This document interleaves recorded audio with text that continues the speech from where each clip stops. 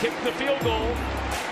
It'll be Jason Gingell out of the hold of Mesco.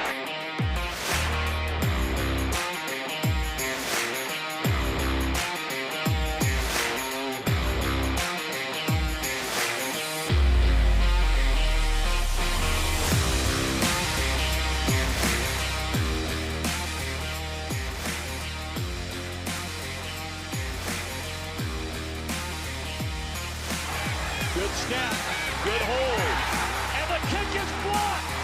Appalachian State has stunned the college football world. One of the greatest upsets in sports history.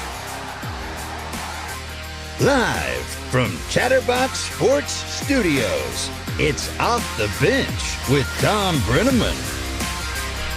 Well, good morning. Good morning and a good Tuesday morning to you and yours. What is so funny over there? The Dunce, Brandon Seho, is back in the house alongside Casey McAllister and Paul Fritchner. What in the world is so funny over there? Oh, no, nothing, Tom. We're just having a great Tuesday morning. Great Talking morning. about leaders of men. We are. Harambe was a leader of men. Harambe? Yeah. Without a doubt. Yeah, until Casey's fiance shot him. I've just found out it was like shortly after the w- incident. She wasn't actually there. It was shortly after, though, like a week before. We This found out might who be did breaking news that shows up on Fox, CNN, Enquirer.com, The National Enquirer. the National no. Enquirer for sure. I just found out. I was shocked. That's big league publication there. I fell out of my chair when Casey told me that earlier. It's unbelievable. I can't believe I've been sitting next to you this whole time. You're marrying the person that did that to our sweet prince. It was literally like a week after it happened. Country together. Well, a week later, same day, it's all the same. All right. Obviously, we have a lot of time to talk I'm about very that sorry, today. Alexandria. That's big news. This is Off the Bench presented by United Dairy Farmers. We come your way Monday through Friday, 10 a.m. to noon Eastern. You can find us on YouTube/Chatterbox Sports. We ask you to please subscribe to the program. If you'd prefer to find us in podcast form, and more people have shared with me that that's the way they're checking out the show, you can do so. Just search Off the Bench wherever you get your podcast, and you're dialed in. Tensions are quite high for today's showdown in the World Cup between the United States and Iran. I mean, they would be high already when you just think about the relationship between the two countries, but there's lots going on here. Protests, I guess, in Tehran, support by the U.S. men's national team, not wearing the proper flag of Iran. I mean, there's a lot going on here today. And the bottom line is this. To advance to the next round, the knockout round they call it, just so make sure we're up to speed on the right verbiage here. The U.S. must win the game. Should it end in a tie, Iran would move on. There is drama on the field as well as political drama to this game. The matchup gets underway at 2 o'clock on Fox. And I understand that a potential watch party is in the works for Chatterbox Sports. When we get more information on that, we will let you know. The Bengals have the day off after Sunday's uber impressive win at Tennessee. All eyes in the National Football League will be on this Sunday's game. It's here at home. The Kansas City Chiefs come a-callin'. Will Joe Mixon return? What about Jamar Chase? This game could go a long way towards a top 2 seed in the AFC postseason. A Bengals win, and they are one game out from having the best record in the conference. Kansas City opened a 2-point favorite. My understanding is that has moved to 3 now. Yeah, it's been bouncing around between 2 and 3 all day between yesterday and today, and yeah, it's if you see that line, Trace and I were talking about it yesterday. If you see that line, it makes you feel good as a Bengals fan. It is back down to 2 from where it was at 3 yesterday. So, yeah. Okay, we can talk more about that later too. The Chiefs, by the way, have signed 2-time Pro Bowl running back Melvin Gordon to their practice squad. He could be active soon. Doubtful for this weekend, but you never know. Gordon was released by Denver a couple of weeks ago after a rash of fumbles so far this year, but he is a dynamic player. There's no doubt about it. Last night, Monday Night Football, the men of aluminum rally to beat Jeff Saturday and the Colts 24-17. Tell you what, Kenny Pickett, there's some things to like about that guy. Gritty, tough, brought him back from behind. Not bad. Not bad for a rookie. College football, the latest playoff rankings come out tonight. Now, not much drama with the top four. We talked about this yesterday. You'll have Georgia, Michigan, TCU, and USC. The big question is the always important until it's not important number 5 spot. And it's not important on Sunday night because that's when the final rankings come out. But for tonight, is it 1-loss Ohio State at number 5 or 2-loss Alabama? In baseball, Reds Fest. You guys going down to Reds Fest this weekend? I will not be there this weekend. I will not be either. Casey, I'm shocked. Kicks off in downtown Cincinnati. That's Friday afternoon, running through Saturday night. The big question is, will Tracy Jones be there? He'll be joining us later on today with lots to talk about. Tracy informed me he watched a lot of football over the weekend. He is really tuned in to the World Cup. But the big question out there, was he ultimately invited to Reds Fest? And down in Houston, no wonder Dusty Baker's coming back to manage again. The Astros have signed slugger Jose Abreu to a 3-year contract. That Houston lineup on paper is just insane. So Dusty, after waiting all these years to win a World Series, might be in line for another, although Justin Verlander decided to opt out of his contract. I don't know if they're bringing him back or not, but they're obviously spending some money. Today, we have Paul Doherty coming up in about 5 minutes from now. We have Tracy Jones at 11:30. We did not get to our picks yesterday, so we're going to do that today in the 10:40 hour. But any update on this alleged watch party? I mean, kind of a last-second deal. Trace Fowler, the boss, was in here. Sean Spurlock was in here. Still no Reed Mouse, right? Is he still out of town? Yeah, he's out. Yeah. He's not. He's not back till a week from today. Oh, so yeah, extended. Extended absence from Reed Good Mouse. for him. He's having a good old time in Florida. As he should be. Lots of sunshine. Although we have a nice sunny day here in Hamilton, Ohio, right here. OHIO. The other one. This side. Thank you. OHIO. I'm not getting paid like Jim Nance is to wear this Vineyard Vine stuff. But this was a gift with the Ohio logo. I love the Ohio logo. Yeah, that's a slick like look. it. It's big league. There is no doubt about it. If you're a proud Ohioan, as I am, that is a big league logo.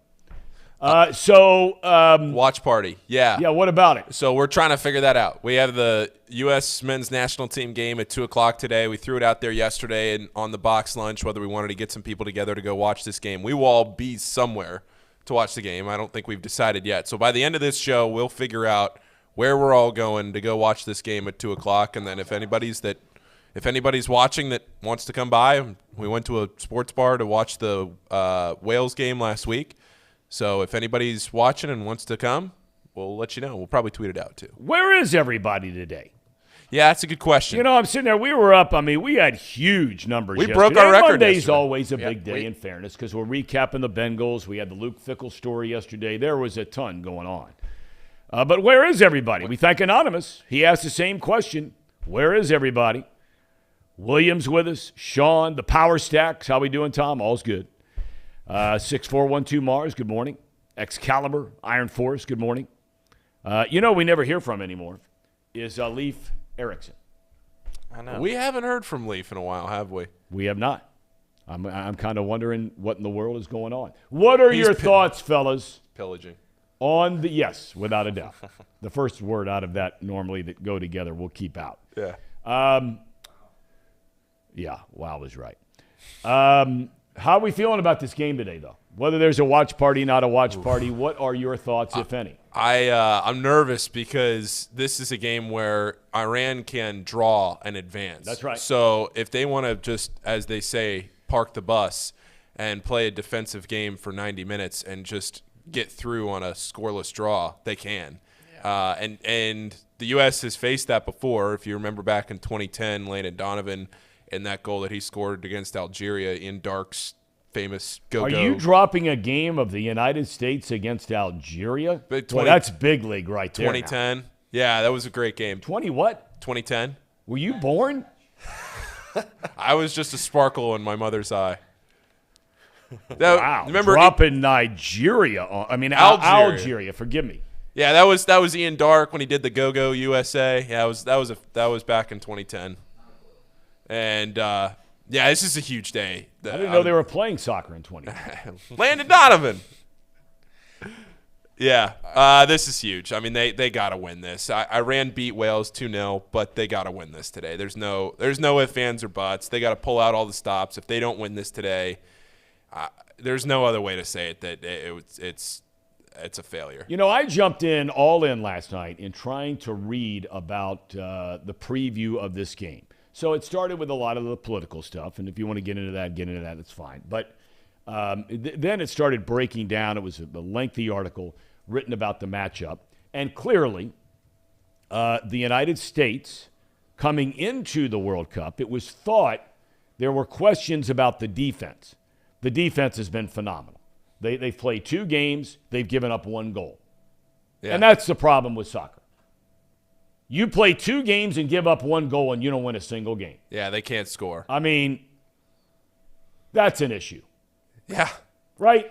Yeah. That's like being a football team and playing 2 games and giving up a field goal, and you don't win either one of them. Yeah. I mean, that's why after the group stage, I will probably be more invested in watching the World Cup, because then it becomes knockout, and they have to go to PKs, which is ultimately how I feel like every soccer game should end. I know a lot of people don't agree with that, but I mean, just line up and kick and see who scores the most. I agree. It's what they do in high school. Yeah. It makes for very exciting soccer. I mean, I know we're comparing World Cup to height, but I'm just saying at the end of the day, if you want fans fully invested, or those who don't know a lot about the sport to get more invested, you can't be walking out of a stadium or a local soccer field. You can't walk out in a tie. Nobody likes a tie. Well, you either win or you lose. This isn't participation California trophy stuff. Americans don't like a tie. The rest of the world loves ties. No, they don't. They do. It's part of the art of soccer. Oh, my God. America, I mean, that's just a cultural thing. I know it's tough to hear, but it's true. Because Americans are winners. Gosh dang it. Well, Harambe wasn't. Yes. Yeah, long live Harambe. Well, although I'm getting a kick out of seeing all the video the Cincinnati sends out, the Cincinnati Zoo, world-famous Cincinnati Zoo, sends out on the baby hippo. Fiona. No, Fritz or Fiona? Fritz. I love the videos. Yeah. I mean, I have to say, I'm an animal lover, but I love the videos of that creature. Just adorable. Baby hippos. They're good sellers. They really are. And the zoo does a great job of promoting it. And same thing with the SPCA Cincinnati, all the stuff they put out, especially on Instagram, is fantastic. Love it. We're animal lovers here on Off the Bench, presented by United Dairy Farmers. He's in. Paul Doherty is an animal guy. I mean, he's an animal lover. We don't want anybody on this show, and I mean this sincerely. If you're not an animal lover, we don't want you on the show. And that can come in any form or fashion. Doesn't mean you have to have dogs or cats or whatever, or for that matter, a baby hippo. But Paul Doherty, you're an animal lover. Am I right about that, Doc? I'm an animal. You're an animal. No, I'm not. Yes, Tom, I am an animal lover. We have a dog and we have a cat. Really? Are you more of a dog or cat guy? Because there seems dog. to be a lot of separation. Dog by far. I love the cat. The cat is not a dog. Never will be. Dogs all the way. Yeah. Yeah. I mean, you go out there. I know you're a big outdoors guy. You like going out and hiking. So do I. Nothing better than getting out there and getting outside with your dog and just kind of cruising around, wherever it is that you are. Yeah, well, I expect a quid pro quo when it comes to affection. The cat does what the cat wants to do. The dog occasionally will do what I want it to do, right? Right. So, Anyway. Except for we have, we got a dog about a year ago. We have two, and the one is 14, just went blind, but she can still get around the house and the whole 9 yards. But the one we got out of the shelter about a year ago, he's a bona fide whack job. And, you let him out front at night, and he's running up and down the street in the neighborhood. You try to get him to come on. We tag this little light around his neck so you can at least see where he is, and he wants nothing to do and coming back in. All right, neither here nor there. You put a light around his neck? Well, my wife used to get she got very mad because I would just let the dog out. There are not a lot of people cruising up and down the street at night in our neighborhood, and so I just let him out there and run around. And she got very upset about it, so she bought some little light that you can just clip onto his collar, so we always can kind of see him off in the distance. Not a bad idea. Not a bad idea. Yeah. Okay. I want to talk to you first and foremost, Doc, about Luke Fickell. You surprised that he left UC to go to Wisconsin, or no? Yeah. I mean, everybody knew that it was going to come at some. He's done too much here, and there are too many other better, unfortunately, opportunities elsewhere. But you didn't figure it'd be Wisconsin. He may prove us all wrong. I mean, I'm sure that there were lots of people when he took the job here who said, you're never going to go to the playoff with Cincinnati. What are you doing? And he did, obviously. But I think the Big Ten is a different animal, and it's an even more different animal now that the likes of Southern California are joining. It's going to be very tough for Luke Fickell to of any magnitude in the Big Ten. Ohio State, Michigan, Southern Cal, and the occasional Penn State are in the mix. The interesting thing is, and you make a great point there, because what's going to happen in the Big Ten is the same thing that has happened already in the Big 12. And eventually, I assume it might happen in the SEC once Oklahoma and Texas officially get in there. It becomes one huge conference. And you made the point last week that, once USC and UCLA come in, there will no longer be two divisions. At least I don't think. They haven't come out and said that for sure. But the point being is that this year, Ohio State and Michigan played last Saturday. Right now, they would be playing again if you went into one super conference for the Big Ten championship game. So they would play in back-to-back weeks, which would take away the significance of the game last Saturday. And in Wisconsin's case, if they kept the divisions, well, I think you can win the West, a weak West, every single year, and at least put yourself in a position to play in a Big Ten championship game. Now all bets are off in that regard, and I think it's a great point. Well, I just think that Ohio State obviously would be his job, and maybe he feels like if he does well at Wisconsin, he gets to Ohio State. I don't know what he's thinking. I didn't ask him, but you're fighting an uphill battle. You're simply fighting an uphill battle to make your way out of that conference. And Luke is a good coach. He's an excellent recruiter.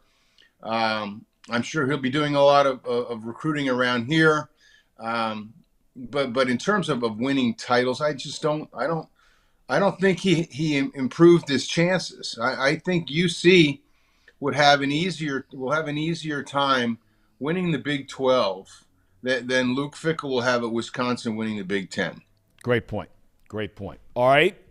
Now everyone has focused in on who will replace him. There was a story that broke today in The Athletic, don't know whether it's true or not, that three of the names we talked about yesterday, Tom Herman, most recently at the University of Texas, has Ohio ties. He was an offensive coordinator at Ohio State under Urban Meyer. Brian Hartline, who most feel like, obviously, Ohio ties. He is the passing game coordinator, wide receivers coach in what has become the wide receiver university in America, without a doubt, at Ohio State. And Deion Sanders, who he confirmed that he had been offered the Colorado job. I think everybody would be shocked if he took on that venture. I mean, that's a huge mountain to try and climb at the University of Colorado University. Anybody you like?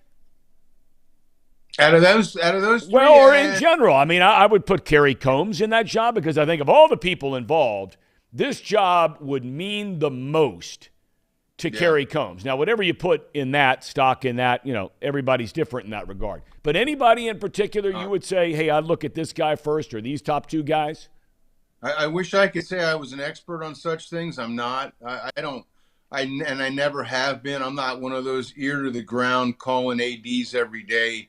Who you're thinking about hiring types. The four you mentioned are the four that I've heard. Of all of them, I think I like Hartline the best.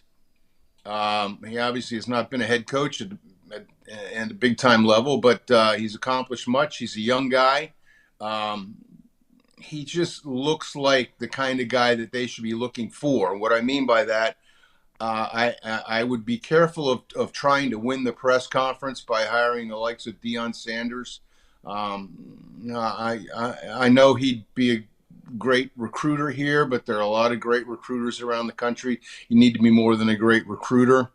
I don't think he's earned his stripes yet. I wouldn't be against him, them bringing him here. I think Herman it would be a bit of a recycle job. He's had the big gig at Texas, did okay. Not good enough for Texas's taste, obviously. Again, who are we talking about? Hartline. Kerry Combs' time, in my opinion, was last time.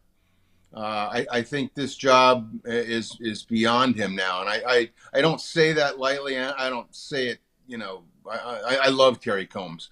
And I always have. I wanted him to get the job last time. Shows how much I know.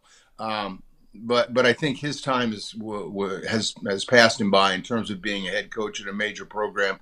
I think UC can do better. I think UC does better than Herman. Of the four that you mentioned, I think Hartline has the look to me of the guy that I would like to see them get. And again, he's not the only guy, and I'm sure that there are a lot of names that we don't even have on the radar. I mean, I read an article about who is it, Campbell at Iowa State with Ohio ties, used to be at Toledo before he went to Iowa State. I'm with you though. I think that you look at Iowa, he's got a pretty good thing going there. They had a down year this year, but he's done a nice job. And who saw Luke coming? I don't remember anybody coming out and saying Luke Fickell has the inside track. John Cunningham, the AD at UC, is pretty good at keeping these things close to the vest. I don't remember the name Wes Miller popping up on radar screens before they introduced him, and Luke Fickell the same way. So who knows? There may be a guy out there that we're not even talking about that they're going to hire. They better do it quickly, though. They need to get it done quickly. Whatever they do, they need to make a good choice, but they also need to make it quickly. And many are speculating that could come by the end of this week as we sit here on Tuesday because, we talked at length yesterday with Dan Hoard just about the whole, and with Brian Billick for that matter, because he knows Deion Sanders quite well, that, you get that whole recruiting thing and, guys can all of a sudden decommit and blah, blah, blah. Right. Shifting gears to the Bengals. Boy, Doc, there were a lot of people jumping off the bandwagon, and rightfully so, after the first two games of this season. But when you take into account everything, whether it's injuries, whether it's the death of Adam Zimmer, everything into account, what this team is doing right now is very, very impressive. Sunday was a big, tough, validating win. I haven't been skeptical. In fact, if people listen to me, and if the Bengals had played the way I'd picked them, they'd be 10-1 right now. So I thought that they've underachieved, and I cited the bad quarterbacks that they played and the schedule just being so, and I kept waiting for them to show us who they were. They did that on Sunday. I'm not saying Tennessee's world beating. As long as you have Ryan Tannehill, you're not going to a Super Bowl. And they're one-dimensional on offense and on and on. But that is a good football team that had been playing very well, and they were at home.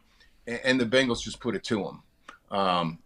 I wrote this the other day. One of the things that we haven't talked about much is the credit that the personnel department should get for what it has done for this team depth-wise. Yep. Not only are the frontline guys pretty good, at the so-called skilled positions. But the guys that have plugged in, filled the gaps, filled the holes, Pirine, Irwin, Trent Taylor, Cam Taylor-Britt. Yep. These guys all have come up big. The depth has been great. And if you want to keep rolling in the NFL, because you're going to get people hurt, you've got to have the depth. And they've done a wonderful job with that. And I was Burrow again on Sunday, especially impressive when he had to be. It's a joke to me that most people don't have him in the top 5 for MVP. He is big when he needs to be big. He's thrown, I think, 4 interceptions since the 4 he threw on opening day. He put balls in places the other day when he had to that almost no other quarterback could do. In my book, only Mahomes at the moment, maybe Jalen Hurts on the outside, has a better resume for MVP than Joe Burrow. I'm with you all the way, and I think that line of thinking, along with just the prospects of a team overall, there's a lot of wind in their sails when you've only lost 2 times after beginning of the year 0-2 and everything that they have been through, and now you think about the possibility of Mixon coming back this week. You think about the possibility of Jamar Chase coming back this week. I got to tell you, though, Doc, I love what Zach Taylor and the team did last week, not bringing him back. And you know what? If you're not 1,000% sure about this week, he misses a Kansas City game, so what? I think, I could, sure. Your ultimate goal is still not winning this week. However, I'd like to put some distance between, if I'm the Bengals, between the rest of the wild card or division title field. I think Baltimore is very vulnerable. I think that the Bengals are in a position now, forget, worrying about a wild card or winning the division. And I think if that's your goal, if Chase is, I don't know, 80%, I don't know what the number is. If he can play, he probably should. I don't believe in, keeping the powder dry. I believe in putting the powder in the gun and firing it off. You know what I mean? I know what you mean. I know exactly what you mean. This Sunday is for multiple reasons, which we talked about, and you just hit a couple of them. But, you start looking at, a couple of weeks ago, we were wondering if the Bengals going to get in the playoffs. And, look, that's still a legitimate question because of the schedule that they face, including the Bills and the Chiefs and the Ravens and the Browns and getting over that hunk and going to New England. But, when you start looking at the way the playoff teams are stacked up and you beat Kansas City this week and all of a sudden you're 1 game out from having the best record in the AFC, the tiebreak comes down to either your conference record or your head-to-head stuff, and you're getting a chance now to play those teams that if it comes down to that could put you as the front runner and getting a bye in that first round of the playoffs. Hard to believe that where we've come from 3 weeks ago to where we are at least potentially today. Well, that's what I think we've talked about this in the past. The thing that ESPN does every Monday, I guess, or Tuesday is great. The Overreaction Monday, I think they call it. And that's what we do with the NFL. It's important to note that the NFL is a series of 17 one-act plays, and they're all distinct and independent from each other. And the fact that you're great this week doesn't mean anything for the next week. Back to Kansas City, I think winning would serve a couple of purposes. To me, maybe the most important purpose would be to put it in the Chiefs' heads the way it is so solidly in the Titans' heads right now. We can't beat these guys. The Titans know they can't beat the Bengals. They can't beat the Bengals. And if they come back and beat Kansas City for the 3rd time in 12 months, I mean, the great Kansas City Chiefs, the great Patrick Mahomes, that'll give them something to think about, which may come in handy in January, There is no question about it. Before I let you go, I got to ask you, because we've talked about the World Cup and an enormous game today, to say the least. I mean, if you want to advance, you have to win today over Iran. So you've got that part of it. Then you have all the politics involved on multiple layers involved. You know, for the casual guy who may not be a huge soccer guy, for all of those reasons, maybe this is a reason to actually sit down and watch a game today. You going to watch it? I'm working at the golf course cleaning carts. Cleaning carts? You mean like for the winter before you put them in some shed and lock everything up? I mean, I know you're in a studio there, probably without windows, but it's pretty nice out today, Tom. It's going to be mid-50s, maybe 60. It's golf weather. So there will be people playing golf today, and my job is to get their carts as clean as I possibly can get them. Do you find I won't be. I wish I were.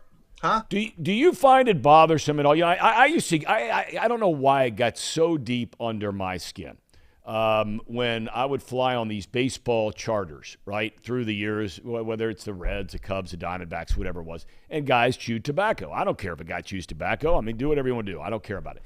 But they leave on these charter flights like these spit cups, right, sitting there, you know, for somebody else to clean up. Are you having to deal with that kind of thing? No spit cups in the golf carts, no. Well, that's good. I've never been asked that question before. No, none. Sometimes beer cans, but most of these guys are fairly considerate, and they actually toss most of their garbage. All I really have to do is hose out the carts. This is fascinating stuff, Tom. You can't get this just anywhere. No, you know what? That's what we say about a lot of things. I mean, we were talking about Fiona and Fritz a little bit earlier before you came on. So you really, I mean, whether you want sports, you want animals, you want life, spit cups. You got it. In golf carts, you got it all covered here. Doc, thanks for your time. Hey, the Substack. Morning line. Of course, the Substack, morningline.com. Shameless plug. Hey, no, there's no such thing as a shameless plug. Your stuff is awesome. Casey, you had something for Doc? Do you got the lid on there? What do you got on there? What's on your hat? No, it's a women's minor league golf tour, the Symetra Tour. You ever heard of that? Well, let me tell you, it's no longer called that. It's called the Epson Tour now. And the only reason I know that, you may have read the article in the paper about our son who this summer, his summer job was caddying over at Kenwood Country Club. And, of course, that's where they held the big LPGA event. That's right. Well, he was a caddy in that event for a young woman out of the University of Georgia, grew up in Cleveland, Ohio.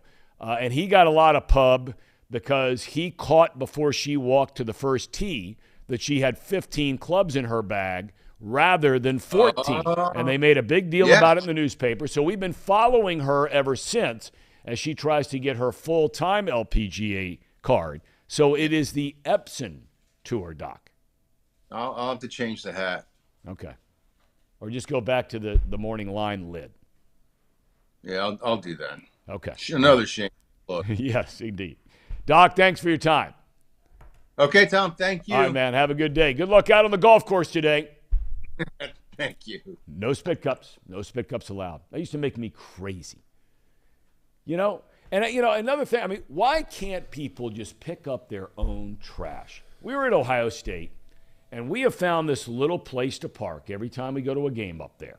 It's about a mile from the stadium, but you can park in there, walk a mile after the game, get in the car, you can get out pretty quick. Well, look, I was a guy that went to all the parties in college. I get it. I still like going to the parties now. But if you have a beer cup or a beer can, why can't you just throw the thing in the damn trash? We walk by this house. You have to walk by this house on our way to the stadium in Columbus. And they have a huge party before every game. Enormous. There must be 200 people in the front lawn, another 100 people in the back lawn, depending which way you want to take.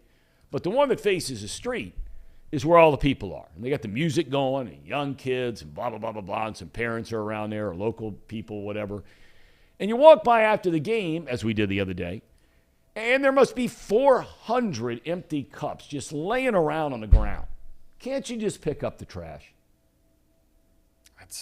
I don't get it either, Tom. I don't understand. I have a hard time, like, it's not even just, like, out in public. Like, it can be even, like, in your own home. Like, just, it's only a few steps away to throw it in the trash. Right. I don't know. Get it. That's something, Paul, you and all your friends would do. Leave trash all your around? drinking friends over there at Xavier. Yeah. Leave That's trash. a big drinking crowd over there at Xavier. Huge drinking crowd. Yes, it is. You're right. Big Yeah. party animals. We get after it. Trash everywhere. Detriment to society. I'm surprised Dana Gardens is letting you still party there. Yeah. We just burned the place down. Trace tells me that we need to dig up the clips of the Japanese fans, that I would be a big fan. Japanese fans go around cleaning up the entire stadium. Oh, actually, yes. I did see this. Okay. Yeah. Is there a clip? Trace, is there a clip? There is a clip. I'll find it in a break. I know it. That was your fiance. Is she watching the show?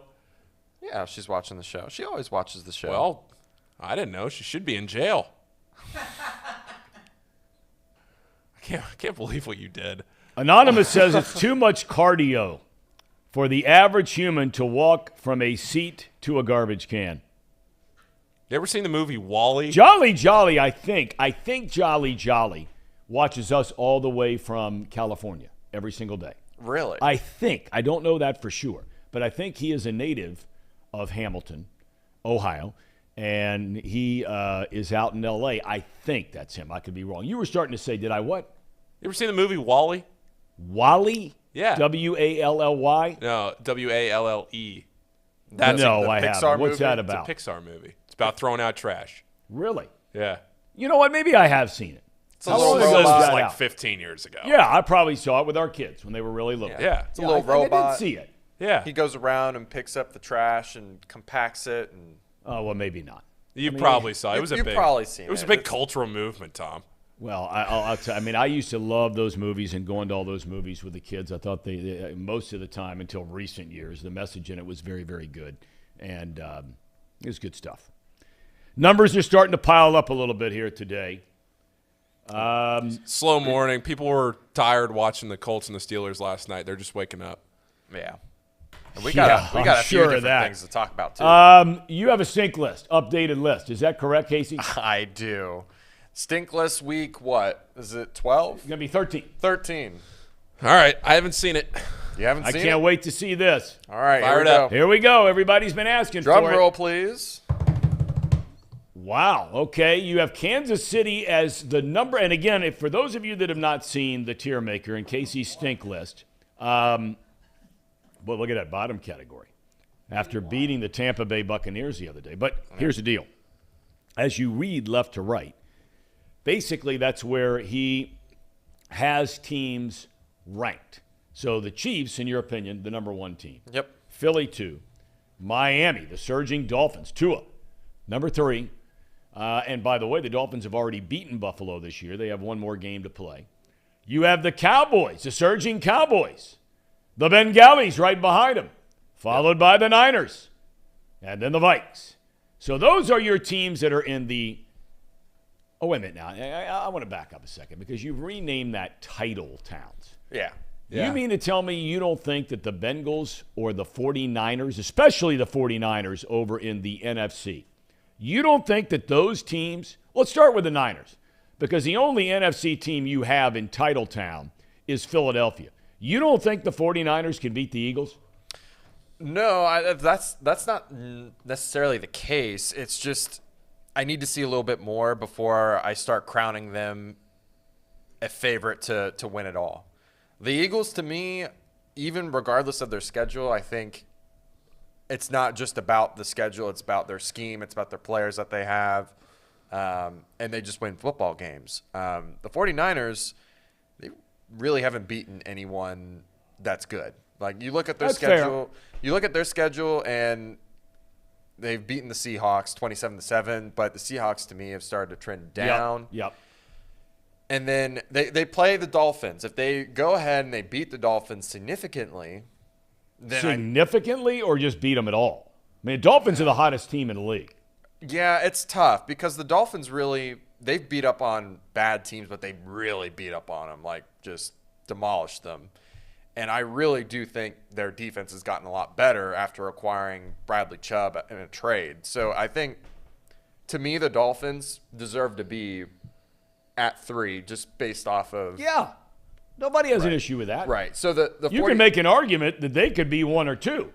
Yeah, and honestly, the Cowboys could slide up into title towns too. What about the Bengals? Yeah, what have the Bengals not shown you? if the Bengals beat the Chiefs, then hell yeah, they're going up. But guys, don't you remember? I have the Titans in borderline stink. That is true. If you beat a team that's borderline stink, you don't just rock it up to title towns. And so this is just based Obviously not. You guys think the win is more of a big deal than I do. I think it's a big deal because it was a pivotal moment in our season, but I don't think it shows that they're a title towns team. A win this week clearly changes that. Correct. Yeah. I agree with you on that. I mean, I think the Tennessee game is a very impressive game to go down there and beat them again down there, and no doubt about it. But I'm with you. I think you're spot on there. I think that list is improving. Although, who was it that points out here? Anonymous says the Colts should be in the Browns category. That's true. They are really stinking it up.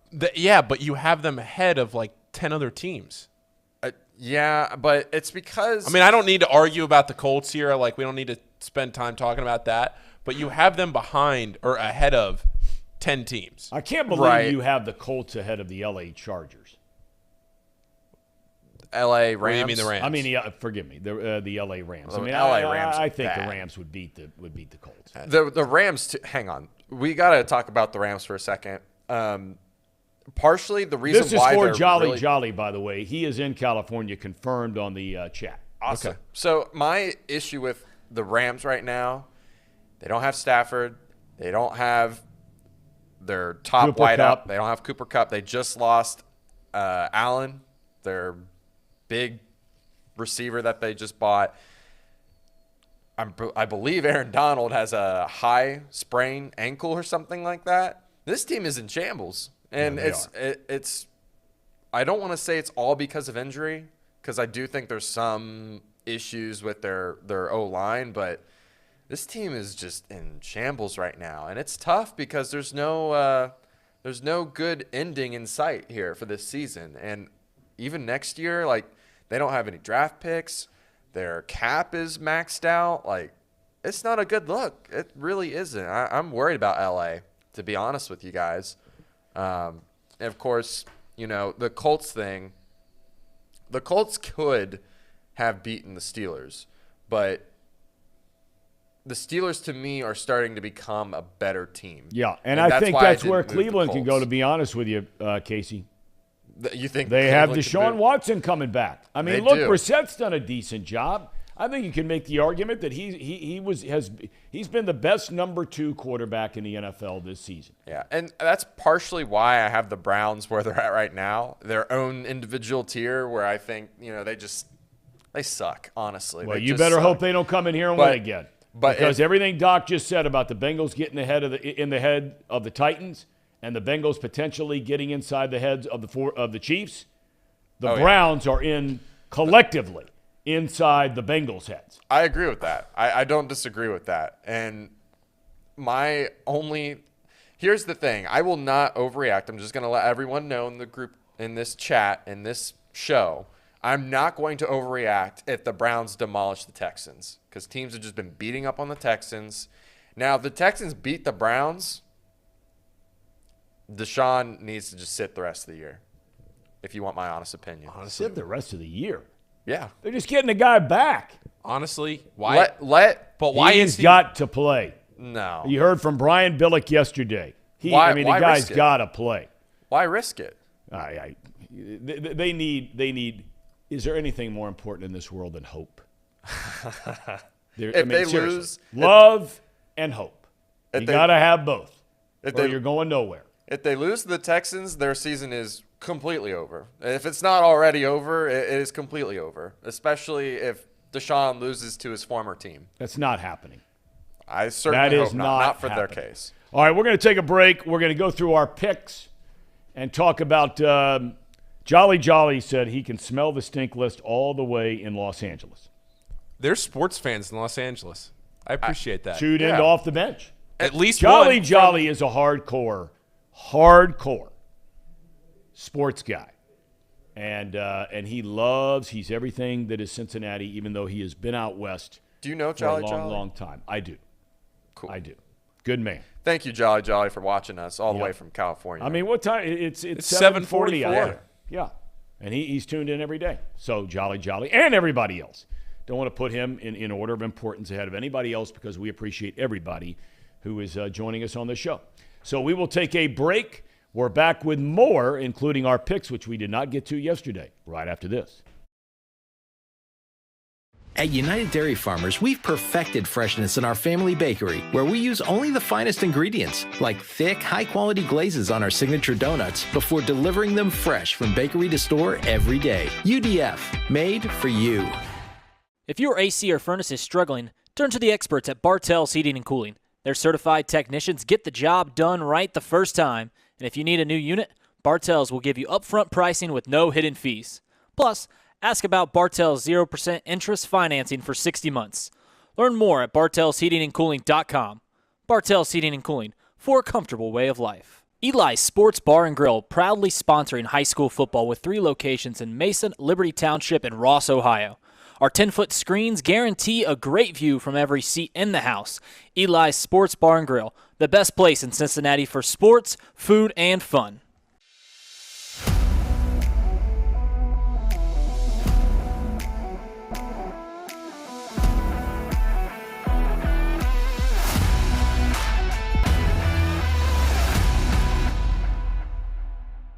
Where can you turn when you're in pain?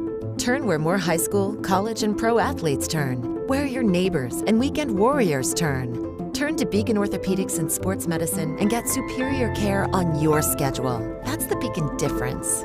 Check out our fresh arrivals at Jake Swinney Used Cars. Over 250 used vehicles weekly. All makes, all models. From economy to luxury, Jake Swinney, the original used car superstore.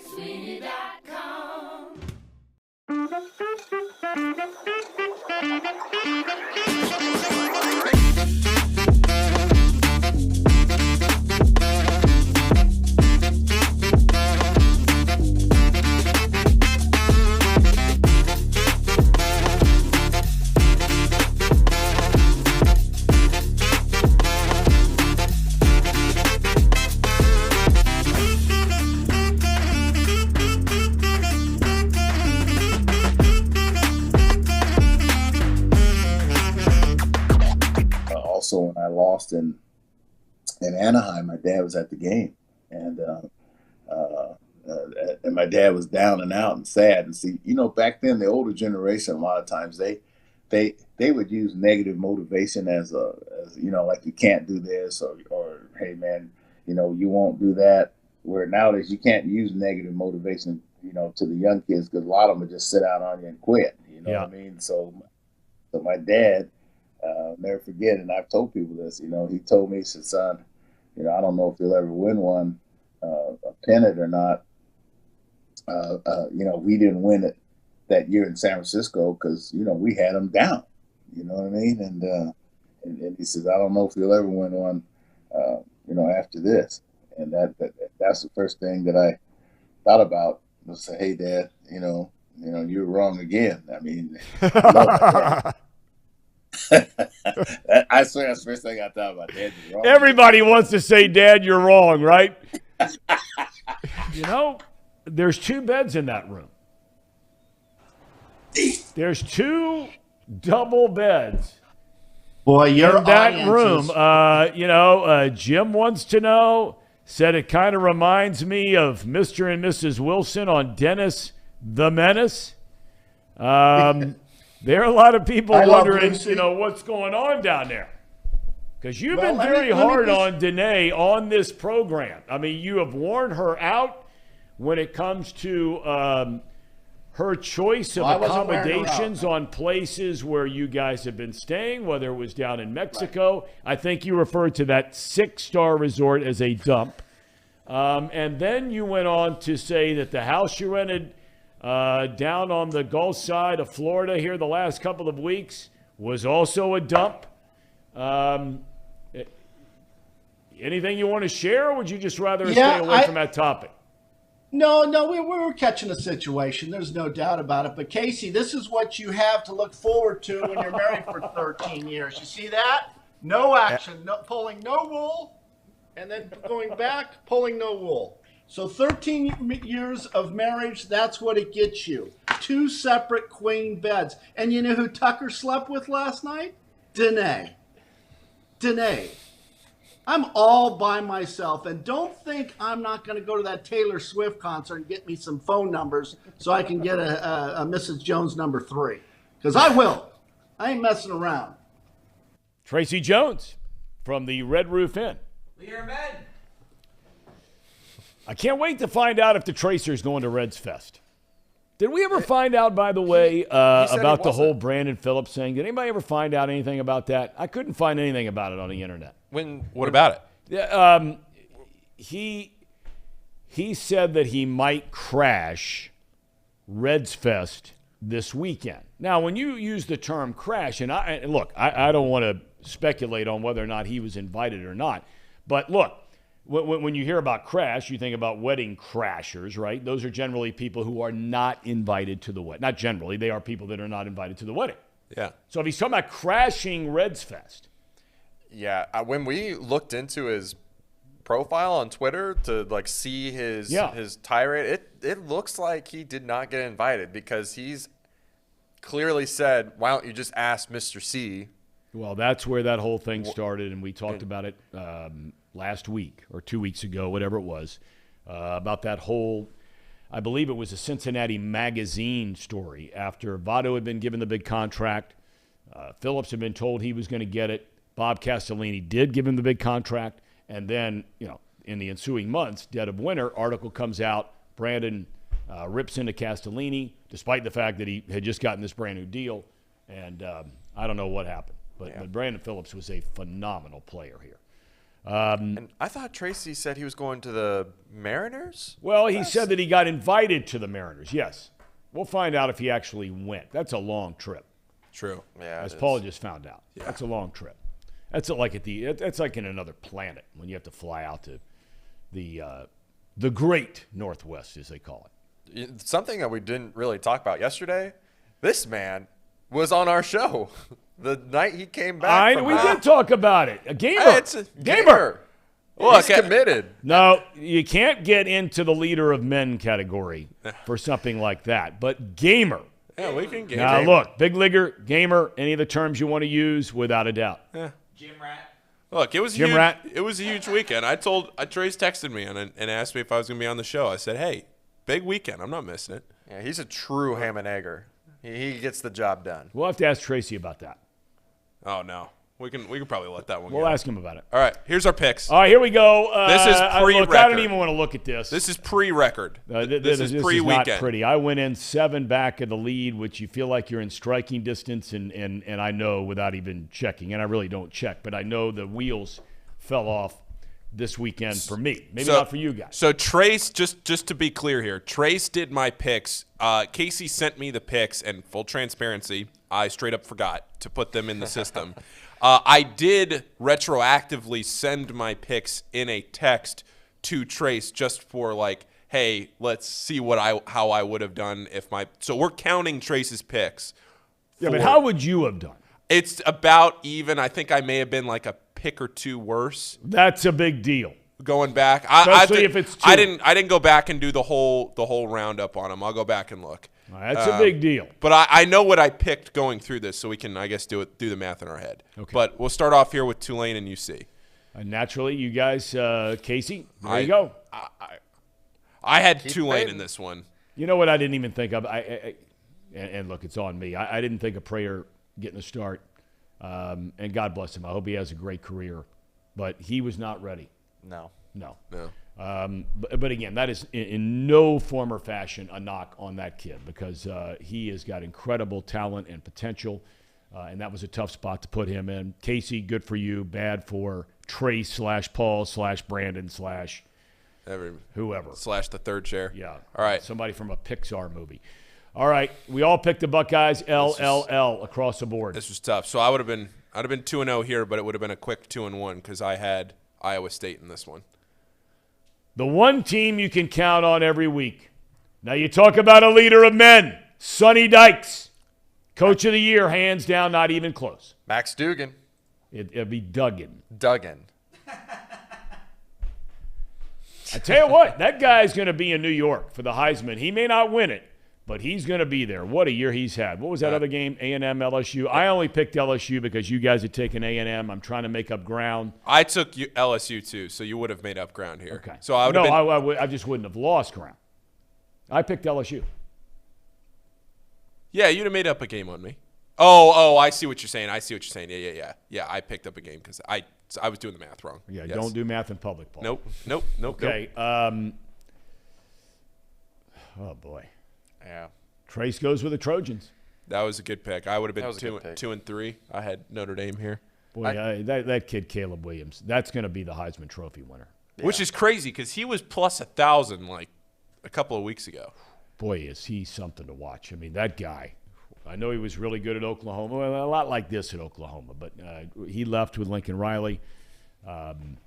Big game this weekend for the Trojans v. Utah, trying to avenge their only loss and get in the college football playoff.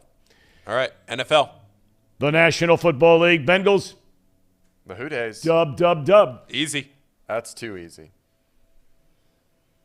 Ravens and Jags. I don't remember who I picked in this one.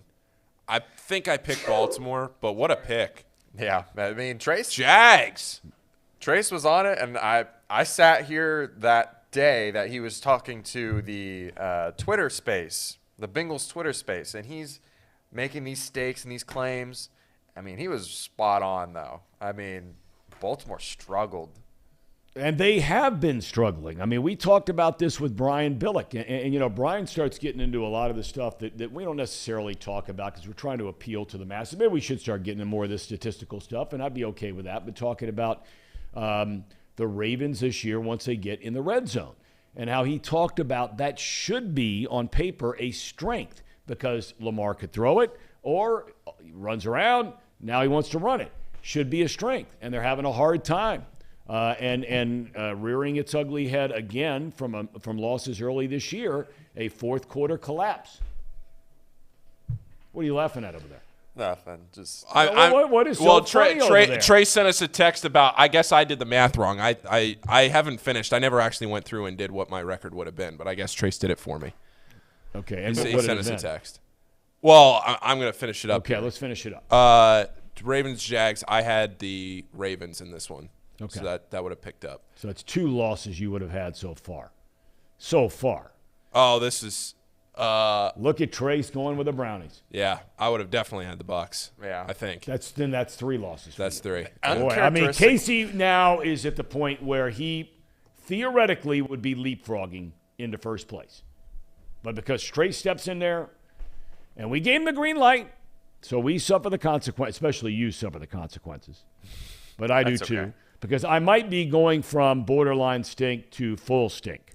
It's okay because Bills, are you kidding? Trace really helped me, honestly, on a lot of these. He did the research, did the groundwork, and I just kind of followed in behind him on a lot. Well, I'm going to start going to Luke Brennaman for help because he picked money line, Jags to win, Browns to win. What? Money line? Nice. Money line, both of them. Straight up. Yeah, I'm going to start. If you're getting help and you guys are getting help from a degenerate, then I'm not going to call my son a degenerate. Not yet. But there's another one I went with, even though I felt the Lions. It doesn't matter what I felt. I picked the Bills, dub. I don't remember what they almost won the game. I know. Should have won the game. Josh Allen's good. Sometimes. Yeah, he is. But, they're something's not right with the Bills. Cowboys.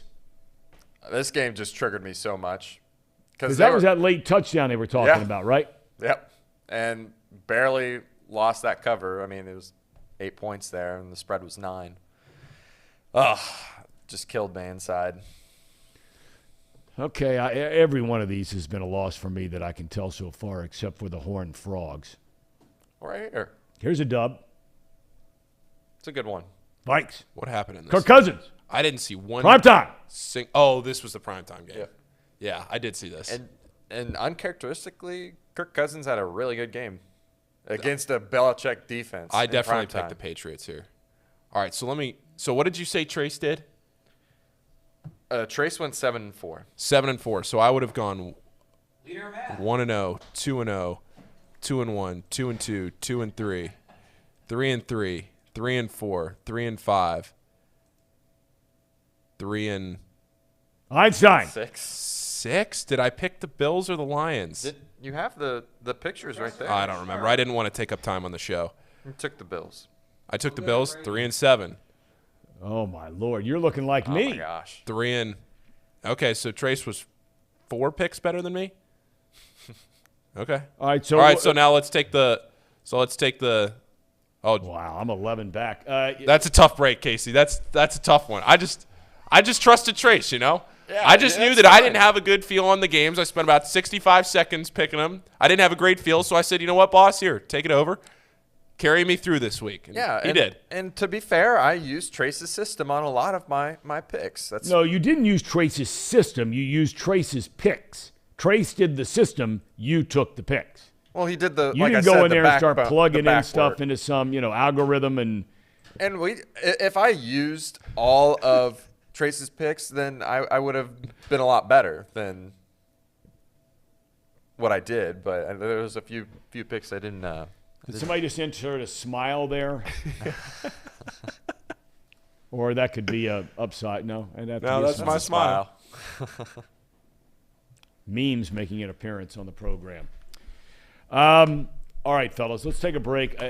What are the people on the chat? What do you guys want to talk about? I mean, we've got the college football playoff rankings coming out tonight. We have the Luke Fickell thing. Who's his replacement? Who do you want to see? We have the Bengals, of course. We have the World Cup. We have Fritz. We have Fiona. Can't forget Harambe. It's already starting to show up on multiple websites. I will say,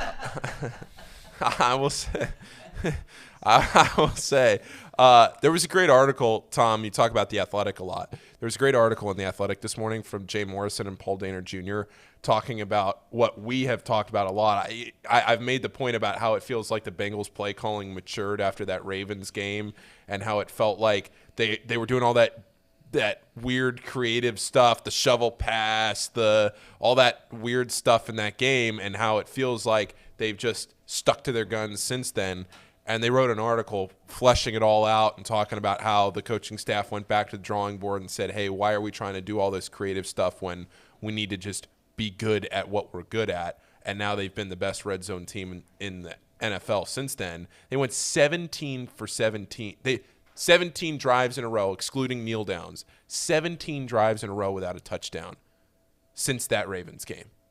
17 red zone. 17 consecutive red zone drives ending in a touchdown outside of kneel downs since that Ravens game until this past Sunday against Tennessee when they kicked that field goal with McPherson when Joe got driven back to the 18. Well, look. That's a real testament to what this coaching staff, when the fans were so frustrated, there was clear frustration. The coaching staff recognized, hey, we're a good team. We don't need to be doing all this weird stuff. We can just be good at what we're good at. And they proved it. And I think that's a real testament to this coaching staff. I would agree wholeheartedly. And I was highly critical, primarily, yes, the play calling, especially in the Baltimore game, as you point out, but highly critical, and I still stand by that critique of not having the offensive line start to play together. Charles Davis talked about that at length as the analyst from a game the other day, about how they allow 13 sacks in the first 2 games, and now all of a sudden, whether it's a run game, certainly in protecting Burrow in the pass game, only allowed 1 sack to Tennessee. I still stand by that. But you give credit where credit's due. And to your point, I remember all the time, Brian Billick was the one who used to talk about this frequently because his mentor was Bill Walsh when he started his coaching career out there with the 49ers. And the 49ers, there were a lot of teams at the time, but let's just say, now I know they had great players in Montana and Craig and Rice and Taylor, blah, blah, blah. But, Bill Walsh was Joe Walsh. Joe Walsh, one of the great guitarists of all time, but we digress. Bill Walsh, a lot of teams in the NFL would have, let's just say, 100 plays that they could choose from, okay? Bill Walsh had about 30, and all they would do is practice the same 20 Now, their personnel oftentimes was better than everybody else, but everybody else knew what they were going to run. But they were so good at running what they did best that they didn't have to do all these gimmicks.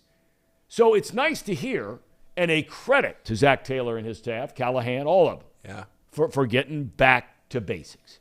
Yeah, and on top of that, that's without Jamar Chase for the last 4 weeks. 3-1 without Jamar Chase. Who would have thought that? After what we saw with the Bengals against the Browns, you tell me the Bengals go and win their next 3. That's huge. Yeah, that kind of reminds me. I need to give kudos and respect back to T. Higgins after that Browns game. I called him out. I said, "Hey, you and Tyler Boyd are not playing up to what we expect you to be playing at." And since then, T. Higgins has been playing out of his mind. If you take out those the 4-game stretch and you spread it out amongst the whole season, he would have like 1,600 yards and 15 touchdowns or something like that. Just something insane. So, well, that's easy to do when you're piling up numbers when Chase isn't around. Well, right, but they hadn't been playing like that until. Yes. So I want to give kudos to T. I really. When Bless you. Thank you. I was going to come in and just annihilate Tyler Boyd. But until you watch the film and see that he's being like triple covered, he's got a shadow from the safety and the linebacker, and he's got a guy on him. I mean, people are scared of Tyler Boyd too. So T. Higgins should be going off like he is. Well, I love Tyler Boyd. Look, and no one was more disappointed than that drop he had, which was a critical play in the Super Bowl last year. His first one, and yeah, I mean, but it's going to happen sooner or later. And unfortunately for him, it happened at the worst possible time instead of some Week 15 game against whoever. But that guy's a gamer. He is. He really and always has been. He never walks around and complains and goes to the quarterback, why are you throwing the ball to Chase and Higgins and her? He never does that. He just goes out and plays, and about every third or fourth game, there will be that game where he's the guy. Right. And the difference between winning and losing. Guys is a total gamer. Agreed. Cares. Agreed. Yeah. And, how about that block, by the way, from Hurst? Oh, my gosh. Nasty. Do we have video of that? I'll get it right now. I did not see this until last night, and I didn't get a chance to watch the second half the other day. We were taking our daughter to the airport to go back to school. I was listening on the radio, but I don't know if they talked about this a lot in the telecast. They had to, over that replay would not have been run, I'm assuming. But this block. We got it. They talk about decleating a guy. Watch this block. Now, as you're watching it, hang on, I don't have it quite yet. Okay. I will get it. But when we watch it, you're going to see to the left of your screen in the formation, to the right of the formation, but on television it'll be to your left, where the Bengals are going to run a play to the right, and then across the formation comes Hayden Hurst. Look at this. Might be on the right, actually. Oh my God! Boom. That is just in. Guy didn't see it coming. Talk about smash mouth football. Is that Bud Dupree? Yeah, that's Bud Dupree. Ex-Steeler, by the way. I mean, obviously you hope he's okay. I assume he stayed in the game and all, but I mean that is a vicious hit. I mean, as you want to know how violent football is, this play is as violent as it gets. It's clean. It's not dirty in any form or fashion. It's old-fashioned smash-mouth football, but man, oh man, you start doing that to teams. And talk about your head on a swivel. And to just wrap up this conversation of the Bengals and how just a smash mouth that they've been here in the last couple weeks, let's look at that P. Ryan play where he looks like a basketball player out there. I mean, he's dribbling heads off of the ground. Oh, wait. Oh, yeah. Oh, here he is. Boom. Love it. I mean, what more can you ask from your backup running back? I mean, he needs to get the ball more often. You know what? I think you're right on that, Casey. The more you watch this guy, and I'm not going to fall into the camp of bench Mixon and play P. But, he can run it. He can catch it. He's physical. He's tough. He sticks his nose in there. He can block.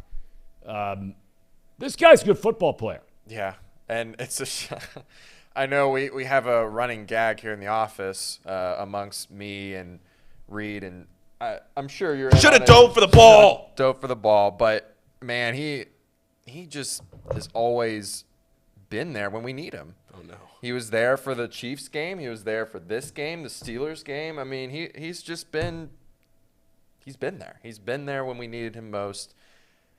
I think it's time to put that to rest. To put that meme, that joke aside, that he should have dove for the ball. We all know he couldn't actually catch that ball. But do we? Do we know that? Yeah, I'm pretty sure we know he couldn't catch that ball. But yeah, again, I wonder if the reason why we haven't seen him get the ball more often or share the touches with Mixon is because we've been so distracted by all the talent we have everywhere else. We've got talent at tight end now. We got 3 really good receivers, a really good backup receiver in Trent Irwin now. I'm sure even some of those other guys are pretty decent too. And now we have P. Ryan, who's playing really great, and even Travion Henderson. He had a really good run there too. Solid. Williams, sorry, excuse me, Travion Williams. Might be Travion Henderson in 2 years. Yeah, that's right. But I mean, our team is just stacked with talent, and this last couple weeks have really proved that. Well, I think it points out what Doc brought up earlier, and I have always been a huge fan of Duke Tobin. It doesn't mean that every single guy you pick up or every single guy you draft, he is the de facto, if you will, general manager of this Bengals franchise and has been around a long time. He worked. One of the real strengths of Marvin Lewis was his evaluation of talent. And Tobin and Lewis, and there are others, their evaluation of talent was very, very good. And now Tobin has taken on even higher and more responsibility.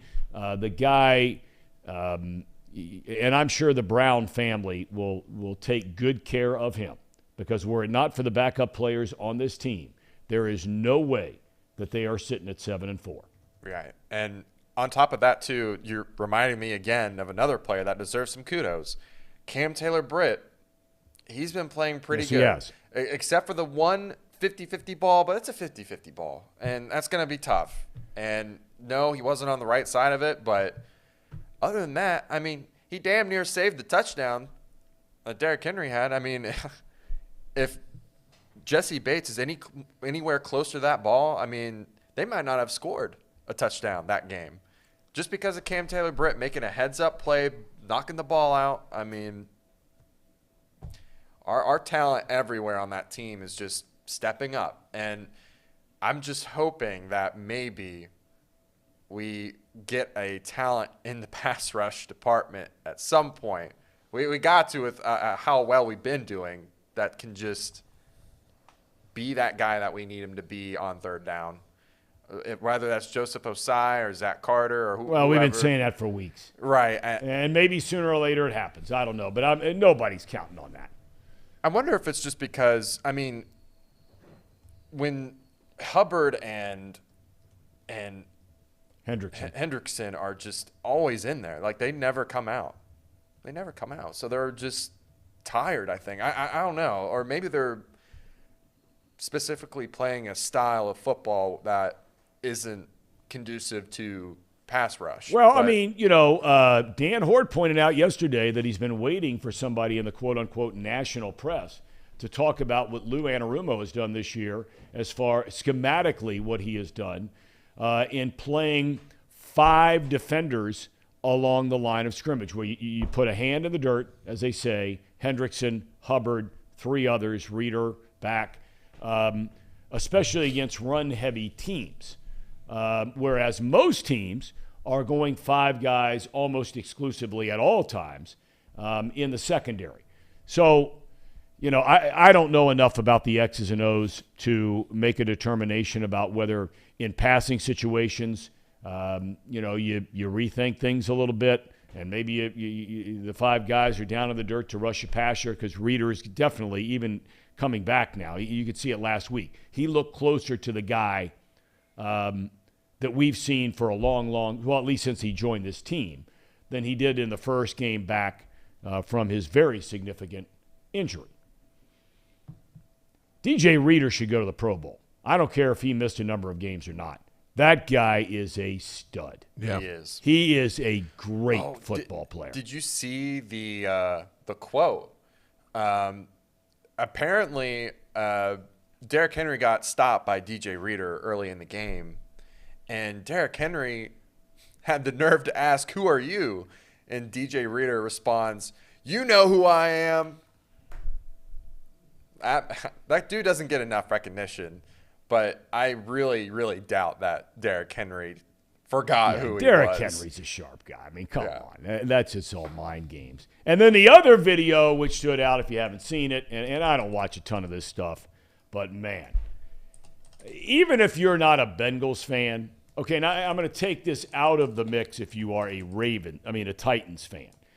But if you're just a football fan, that video of Karras, have you seen this? Oh, yeah. We were going to use that actually for a We couldn't figure out how to bleep it out, so we didn't use it. It doesn't matter. We're streaming. Oh, well, we didn't want to put you in a bad spot. You're not putting me. I didn't say it. Right. Lord knows I've paid the price for what I say. A bunch of other guys can say it, but, Yeah. That whole Lamar Jackson debacle yesterday. Oh, my gosh. But, that video, that's the guy you want on your team. Absolutely. That's the guy. And everybody was talking about it when he first got here. That those guys, the new group along the offensive line, Jonah Williams, the only one from last season as a starter to come back, everybody said that offensive line was being led by Karras. And, man, that guy. Love that guy. All right, what else we got? A couple of other people want to talk about, let's see. We have a poll question? Yeah, that we're asking the chat where they want to go for the watch party. And for those of you that are just joining us, that means that you missed out on there is apparently going to be a watch party. And a number of people have referred Tomas and Jolly again that P. Ryan is a dog. D-A-W-G. Now, I know, but that's kind of a hip thing for your generation, right? Guy's a dog. He's a right? dog. Got that dog in him. Have you seen the clip before? Have you seen the clip where it came from? No. No, I have not either. I'll be honest. You guys haven't seen it? I'll pull it up someday for you guys to watch. It's like a 30-second clip. I'll try to look for it right now. Is this the Lawrence Taylor stuff going way back? No. Because he said, what was his line? One of the most unbelievable clips of all time was Lawrence Taylor, the greatest football player in the history of the game. Him and Jerry Rice flip a coin. All right, what is this? Yeah, let me get it ready real quick. There's an actual spot where this came from? Well, where it got popular again, I should say. Where it really started to I don't know what we're about to see, Tom. Who is this? What is this before we put it on? So I don't know his name. This is a high school kid, and he's just describing his teammates in the most spectacular way. Okay, but hang on. Okay. Go ahead. I'll just talk about the running backs. We got Aiden Dennis, dog. Dodie Devon, dog.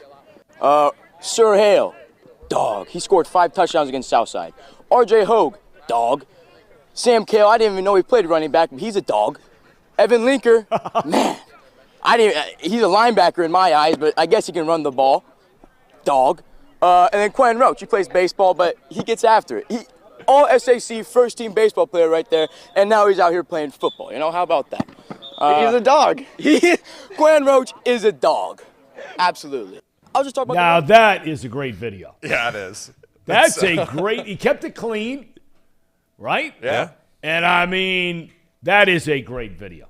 Casey, thank you for pulling that up. Yeah, no problem. We got to find out who that dude is. Some high schooler, Yeah, I guess. he's a high schooler. This was maybe a year or two ago, so he's probably in college by now. We got to find out who that guy is. That is an outstanding piece of video. He's a dog. Let's get him on the show. Jolly says, I want to do a new segment. I want you guys to do a new segment where the boys just show Tom the latest memes and get his reaction. Well, that's actually originally what Cherry on Top was supposed to be. Yeah, we sort of kind of mix it in with the cherry on top, but the memes. But, I mean, I think we sort of mix it in. And the Lawrence Taylor thing, 6412 Mars points out, like a bunch of crazed dogs. That was the one on the sideline, which is one of the most incredible. If you want to know what playing football is, that was Lawrence Taylor on the sideline back in his days with the Giants. Like the rest of us, a flawed man. But boy, oh boy, was he a player. That's one player I would have loved to see live. He was unbelievable. Played at North Carolina, and everybody knew coming out. I mean, these guys they talk about coming out now. You know, this guy from Georgia or a Clowney coming out of South Carolina years ago. This guy, that guy. Nobody was that guy. Lawrence Taylor. Holy Moses. Every play just killing people. And you guys should have been around to watch those Giants teams.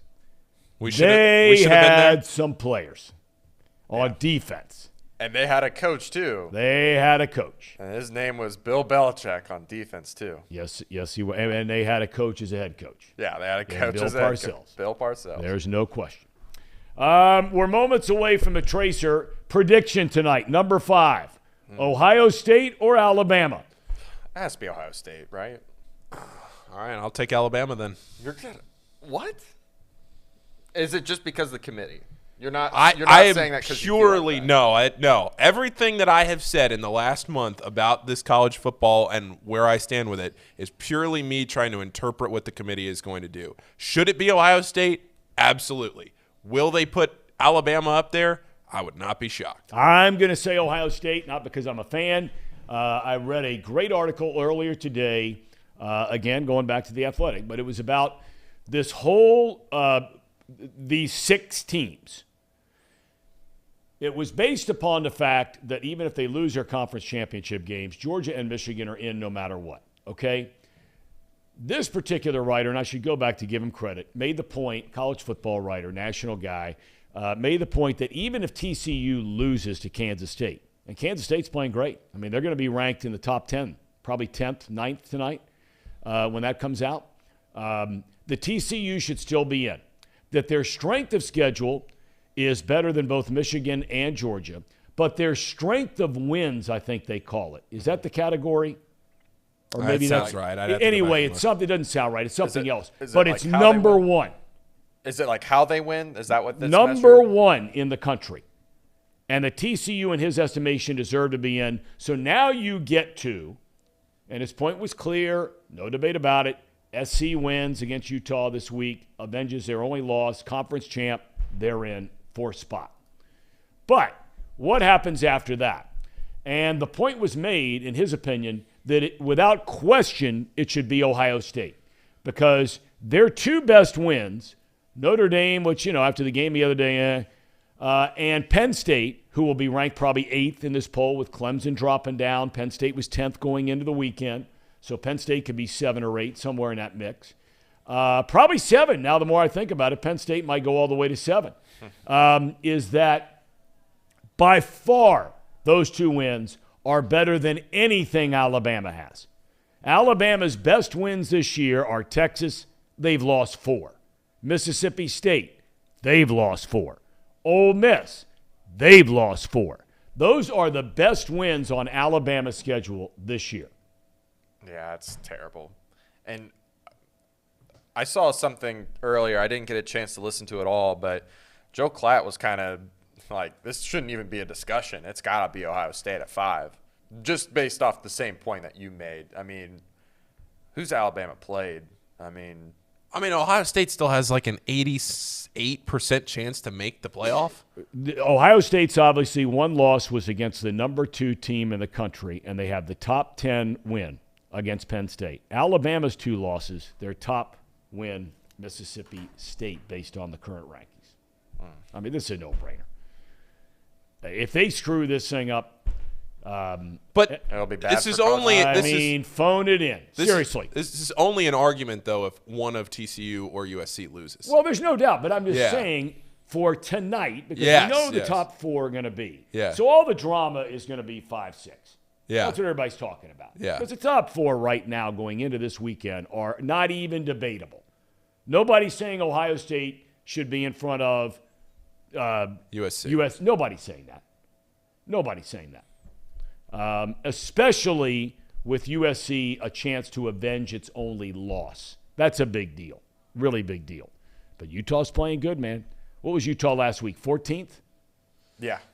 So they're going to be, they're going to be right there with Kansas State and the rest. We're going to take a break, and you know who's coming up.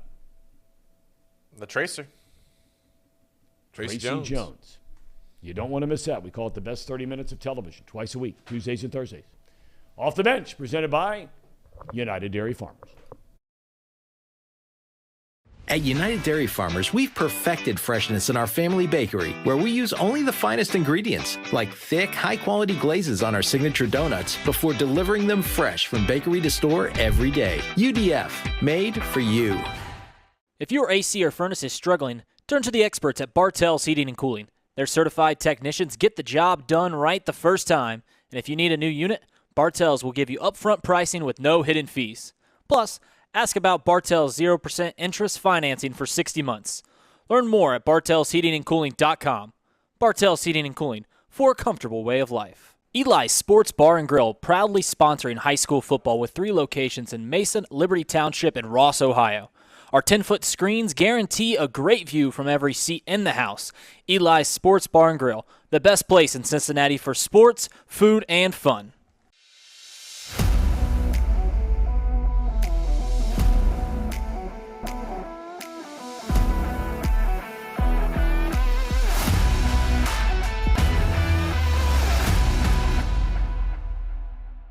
Where can you turn when you're in pain? Turn where more high school, college, and pro athletes turn. Where your neighbors and weekend warriors turn. Turn to Beacon Orthopedics and Sports Medicine and get superior care on your schedule. That's the Beacon difference. Check out our fresh arrivals at Jake Swinney Used Cars. Over 250 used vehicles weekly. All makes, all models. From economy to luxury, Jake Swinney, the original used car superstore.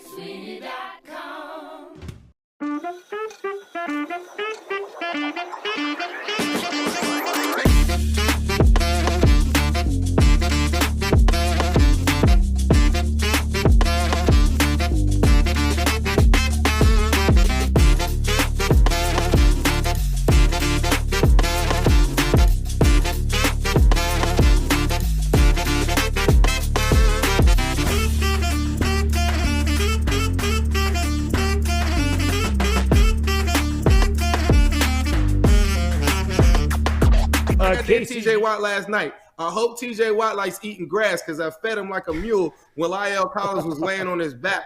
We like pancakes and I put syrup on that boy.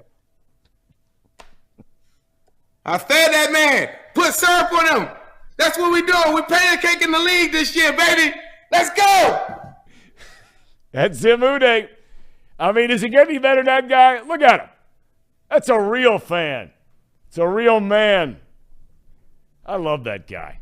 Also, when I lost in Anaheim, my dad was at the game, and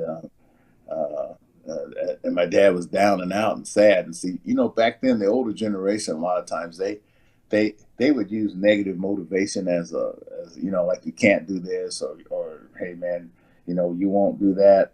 Where nowadays you can't use negative motivation, to the young kids because a lot of them would just sit out on you and quit. You know what I mean? So my dad.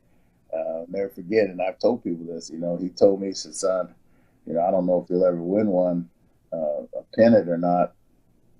We didn't win it that year in San Francisco because, we had them down, you know what I mean?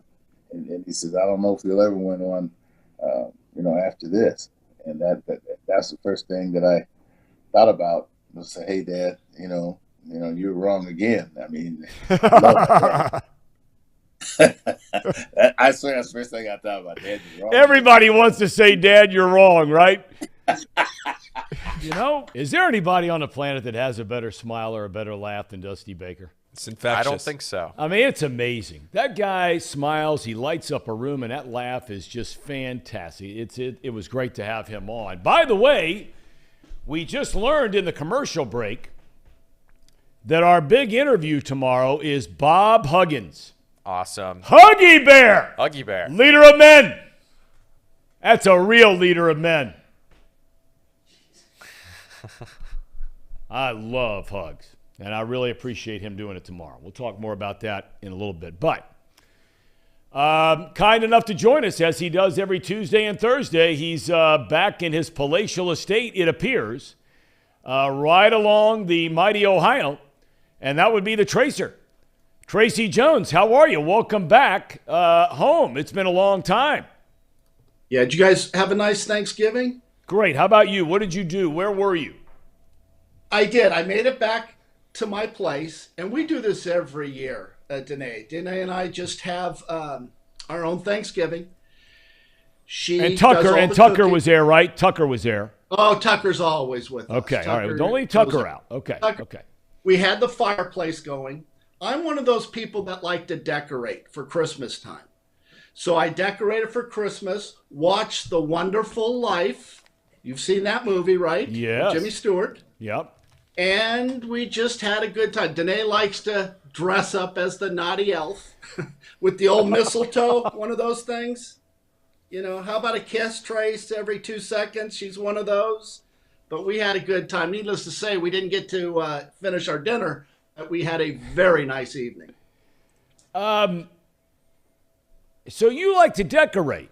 I don't know many guys. When your bride says it, I mean, my wife brought this up to me this morning. And I haven't looked at the weather yet. Maybe if I'm going to do Christmas lights, I better get home this afternoon because it's a beautiful day here today. I don't know many guys that like getting out there and doing that work, but apparently, again, you stand out from the crowd. You got to do it. I mean, it's the least I can do for my wife. I mean, she cooked the entire dinner. She has that little naughty elf uniform that she wears. It's the least I can do. Hey, let me throw something at you guys because I think it's as important. I talk about my fasting and staying in good health and give you some advice. Last night, I could not sleep. I really, really struggled. And I'm thinking, wow, I cannot fall asleep. Danae turns to me and goes, what's the matter, Trace? And I says, I can't fall asleep. She says, you want some Excedrin PM? I says, no, I'm cool. She says, I happened to DVR the World Cup game from a couple of days ago. Would you like to watch that? I said, why not? I was asleep in 2 minutes watching that World Cup. If you have trouble sleeping, watch soccer. That is a god-awful sport. God-awful. It's terrible. To sit there and watch a 0-0 game, and I watched them because I'm thinking, oh, wait a minute, this is the sport of the future. I sit there and watch. Boring. Guys run around with a man bun, those guys. Yeah. It's just not cutting it for me at all. Well, I mean, I'm surprised you being a Southern California guy, which is the very epitome of participation trophies and a pat on the back for everybody, right? I mean, that's all about Southern California there and Oregon and Washington and those kinds of places. I would think, that'd be right up your alley. Games that ended in a tie. Everybody's happy and pat little Johnny on the back, a job well done. You are so good because that's exactly where the participation trophy started. That old AYSO, right? American Youth Soccer Organization. I think it's headquartered actually in Hawthorne, somewhere right around there. I played soccer. This is a sad story. I played soccer for 1 year. Had no idea what it was about. I was about 10 years old. And my dad says, why don't you try soccer because you're so good at baseball, basketball, and football. I says, you really think so? He says, yeah. So I go out there, talk to the coach. I said, well, what do you have to do? He says, you got to kick it in the net. You see those posts? Kick it in the net. I said, that's all you have to do? I said, that's all you have to do. I go out, Tom, my first game, I get 12 goals. Come on. 12 goals. The next game, I get 10. You know what the parents do? They get a petition. Everyone signs it. They make me play on one leg like a damn flamingo. They had me tie my leg, knee up to my butt. And you know what the story, I still average 2 goals a game, Tom. But that's my only experience with soccer, playing soccer, I should say. Well, Tracy, we have a very informed viewer who watches our show from Southern California every single day. Every day he's dialed in. He just wrote in on our chat. He just said the USA soccer game will double the television ratings of the World Series. The game that's going to be played later today at 2 o'clock in the afternoon, not at 7 or 8 o'clock at night. Your thoughts, if any? Well, I'll watch it because my wife is all into the soccer. You know, she played soccer. She tells me she was all league. She moves about as fast as a sloth does. So I don't know how in the hell she played soccer, but I'm actually going to watch the game and see what happens. You know, we always criticize the game with the most testosterone. That's baseball. And we never talk about Whoa. Hold on a second. Wait, no, let me interrupt you a second there. There is What? no way you just said the game with the most testosterone is – are you talking about just comparing those two, or are you talking about in general? Oh, I'm talking about comparing in general. I'm comparing all the sports. Tom, we've lost. You're saying there's more testosterone in a baseball game than a football game? You were a great quarterback, Tracer. Without a doubt. Baseball is a very difficult sport and very cerebral. You got to be smart. Not so smart in football, and especially not in basketball. But I am going to watch that game. We criticize, I don't criticize, you criticize baseball all the time, right? It's too long, not enough scoring. Yeah. Watch a soccer game. You talk about something that drags on, no score. You watch it, 0-0. Why don't they do this? I'm going to make a suggestion. Why don't they make the goal bigger and wider, and the goalkeeper can't use his hands just for more goals? I shake my head that people are into this sport and not so much in baseball. It's rather sad. Look, you're not going to get in. Before you came on the program today, I made the point about soccer that here the United States, okay, has played 2 games. They have given up 1 goal in 2 games, and they have not won a game. That would be like a football team kicking a field or allowing a field goal in 2 games, and you don't get a single win. Something is wrong with that sport, in my opinion. No, there's no action. And really the only action you see is on a corner kick. I mean, the last five minutes of that game against Wales, I mean, he had the U.S. had 5 corner kicks, and they couldn't get it in. The game just drags on and on and on. They need to make some changes in soccer because there's just nothing to it. I'd rather go to an IKEA store than watch soccer. Are you ever been to those stores? Have you said, yes, I have. Have you said hello to the ham and eggers today? You've completely ignored them, which is normally not your style. No, how are they doing? How was not that I care, how was your Thanksgiving? It was good. I had a good time. Spent time with the in-laws. Spent time with my family. Enjoyed the Bengals game. Watched a little World Cup stuff, but not too much. I watched basketball, Tracy. That's all I did. Tracy, Paul was out covering the big Phil Knight basketball celebration of his 85th birthday. They had a bunch of the Nike schools out there in Oregon. So he was in Portland watching a ton of basketball. And so he was out there. You know, Casey just made reference to eating Thanksgiving dinner with the in-laws. Why don't you and Danae do that? Now, there's a lot going on there. That's one of those things. Tom, you always catch me with a curveball on these shows. I'll tell you about it one day over a couple of beers. But yeah, we like to just spend time. Yeah, I don't think they would appreciate Danae and her naughty elf uniform. You know what I'm saying? Well, I'm quite certain that's true. You were saying, Casey? Hey, Casey. Yeah, what's up? The rehearsal dinner. You have to pay for that, you poor bastard. You know that, right? Yes, I do. Okay, I'm just telling you what you have to pay. Where are you going to have it at? They're having a Jocko's down the street down here.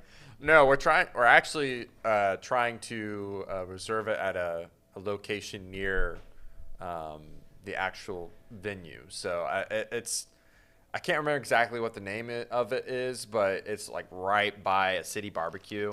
So we might just get that. Oh, I know what that is. I know exactly what you're talking about. I don't know what the restaurant. I mean, there's a few restaurants there, but. Wait, so what kind of food again? Just catering city barbecue to the. Oh, okay. Well, Tracer, what do you think of that? Well, I would do what you're having at the wedding, and that's a potluck. And have it at the apartment, save yourself some money. Your 2-bedroom apartment, get a little potluck, you'll be good to go, save you a couple of bucks. But I do like city barbecue, it's good. Yeah, I really like their spicy barbecue. Okay, another thing is, have you got a ring for your girl yet? Like the actual wedding band? Like Yeah. the gold band? No, I've not actually got that yet, no. Okay, you better start saving because diamonds are way, way up. Where are you going to get it? I suggest Genesis Diamonds here in Cincinnati. Good place. I've already got her an engagement ring, but I mean, do I need to get I was just going to get her a gold you've band, spent the right? big money on the engagement ring. You're just going to add like a band to go with it. You don't have to go over the top. I mean, a guy like Tracy with his kind of money, that's the thing you do. Because you're trying to always run with the Joneses, keep up with the Joneses. Right, keep up with the Joneses. Casey, how much did you spend on that ring? I want to say like $1,500 on the ring. It's a lot of dough. Oh boy, that's it. That's it. She's watching, hang on. Tracy. Tracy, she's watching right now. So I asked her what she wanted, and she wants a big rock, but she didn't care if it was like one of the real ones. So I just got her a moissanite, which is a lab-created diamond, and she loves it. Why don't you get her cubic zirconia? She just wrote in on the chat that it is a beautiful ring. Well, although she did disagree. Anonymous said, Tracy, and I'm interested to hear your thoughts on this. Anonymous said, it's all about the love, not about the cost of the ring. And his fiance said, nope. It's all about the love. Shake yourself. That is so corny.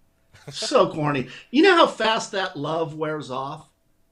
About 3 months. Don't you agree, Tom? Well, I don't think the love wears off. I think you can make an argument that the like wears off. Very good. Yeah. Hey, you want to see it? Danae, are you here? Danae, I'm going to show you her ring. Now, Did you get her a big ring? Deal. How much did you spend on that ring? 35,000. Oh. No. Come 35. I'm going to show next show. Come I'm going to show on. you the ring. Yeah. Well, we'll do a comparison. I'll take a picture of it, and next Thursday's show I'll have it up for you to see. It's a nice ring, honestly. It really is. Okay. Well, I mean, if you think so. And where did you get it at? So it's from a company called Moissanite. So they are the ones that built the ring to my specification and very nice. Built the rock. Yep. Very nice. Very nice. Hey, listen, you guys a couple of weeks ago, Tom, were talking about the different leagues, right? The SEC, the Pac-12, and kind of comparing them. I did nothing but watch football for 5 days. I've seen all the games. And I got to tell you, SC probably doesn't belong in the top 4. And for sure, TCU doesn't. I watched TCU against Iowa State. I can't believe they won the game 63-14. But what who are they in the playing, hell would Tom? make you think they don't belong in the game? Because of their league that they're in. It's like this Saturday, Georgia plays Alabama. Those two. No, see, there you go again, Trace. There you go again. Georgia's playing LSU. Right. LSU. Well, yeah, that's going to be a great game, right? I don't know. LSU lost the other day to Texas A&M, who stinks. Okay, let me give you an example, and you guys can disagree with me on this. There's 6 teams from the Pac-12 in the top 20. Did you watch UCLA against Cal? No, I would never watch that game. Yeah, I wouldn't watch that game if it were the only game on television. Would you watch that instead of the World Cup? Maybe. Maybe. It was just, I'm watching UCLA and everybody's making a big deal. And I'm from Southern California. I don't know if you people know that. Hawthorne, California, home of the Beach Boys, Marilyn Monroe, Jim Thorpe, Tracy Jones, Mike Scott, myself. A lot coming out of Hawthorne, Southern California. And I can't side with that UCLA. Now, USC's a little different. Yeah. That quarterback, Caleb Williams, he's the Heisman Trophy winner. I mean, yes, he is. 34 touchdowns and 3 INTs. Did you watch him play against Notre Dame? I did. He was unbelievable. He really was. Reminds me a lot of Mahomes. How do you think the Bengals do against Mahomes and the Chiefs? It's going to be right down the street from your house. Are you going to think about going to that game? You know what? That's funny you should bring that up. I am going to that game. You're and I'm going to do kidding. the tailgating. No, I'm a big Kansas City Chief fan. I like the Bengals. I'm a big Joe Burrow fan. I'm actually going to tailgate, and I'm a little nervous about it. What should I do? How should I? Well, wait a minute. I want to back up a second. What in the world would prompt you, whether it was your upbringing, I don't know. What would prompt you to be a Kansas City Chiefs fan? You're from Southern California. You've lived all over the country. Kansas City was not one of those places, unless I'm mistaken. Why would you be a Chiefs fan? I was always a big Len Dawson fan. Okay. Remember Elmo, right? Number 17 in the dance in the end zone? The first player that actually did a dance in the end zone. Let me give you another one. Number 14. Ed Podolak. Oh, yeah. Remember him? University of Iowa. Very good. Very good. So I've just been maybe it's the red jerseys. Maybe it's Andy Reid. Maybe it's Hank Stram. I just, for some reason, like Kansas City. So you're rooting for the Chiefs to beat the Bengals? Oh, I hope you got to be kidding. Yeah. I hope the Chiefs destroy the Bengals. Where are you tailgating at, Tracy? Oh, yeah, never. It's way out there. No one knows. Now, what should I do? Should I wear another man's jersey? No. Those guys. No. You don't do that, right? No. Yeah. You're not going to wear Mahomes' jersey? About this. Yeah. Well, I don't feel like getting my ass kicked. But I'm thinking about maybe taking off the wall one of my jerseys. What do you think, Tom? Now that... What about my Expo jersey? I think that would be fantastic. Wouldn't because if you do that, you're very incognito with a younger generation because they don't know what the Montreal Expos are or were or ever have been. Right. Yeah. Does it have Jones on the back? Doesn't it? Number 24, Jones. Tom, you want to talk about getting your ass kicked? Believe me, my wife always says when we go out places, she says, keep your mouth shut. Says people know your voice. And believe it or not, there's a lot of people that don't like me. I don't agree with that at all. I mean, our numbers jump way up when you come on the program compared we were earlier today. There are a couple of other topics I have to cover with you before we let you go here today. And the one that many are asking about, you know what starts on Friday, don't you, Tracer? No, what does it? I have a dentist appointment. Reds Fest. See? Don't stab that knife in my back there, Tom. I'm not stabbing it in your back because I thought maybe you would be giving us an update that says somebody somewhere along the line since last Thursday, and I know it was a holiday, so maybe they haven't gotten to it at a busy day and early Tuesday morning about extending if it's needed to have an olive branch, or just extending a late invitation. It's not too late. Don't say that. Yes, too many it is. people say Well, that, first of all, and that's no way to live. It's never too late. Never too late. I hold a grudge, Tom. It's too late. And anyway, I'm going to Mariners Fest. I'm going to start growing a beard and wearing a flannel shirt so I fit right in with those people. I'm going to Mariners Fest. When is that? That's in a week and a half. And then after that, I got Giants Fest. And then Tigers. I mean, this is what's so great about playing for 5 major league teams. So someone is in the playoffs. Someone's doing well. You kind of pick and choose. Yeah. So you know what? The Reds don't want me. That's fine. I saw that they brought in 25 minor leaguers. Did you see that list? I did not. Oh, 25 minor leaguers, Tom. Boy, that's going to get them in it.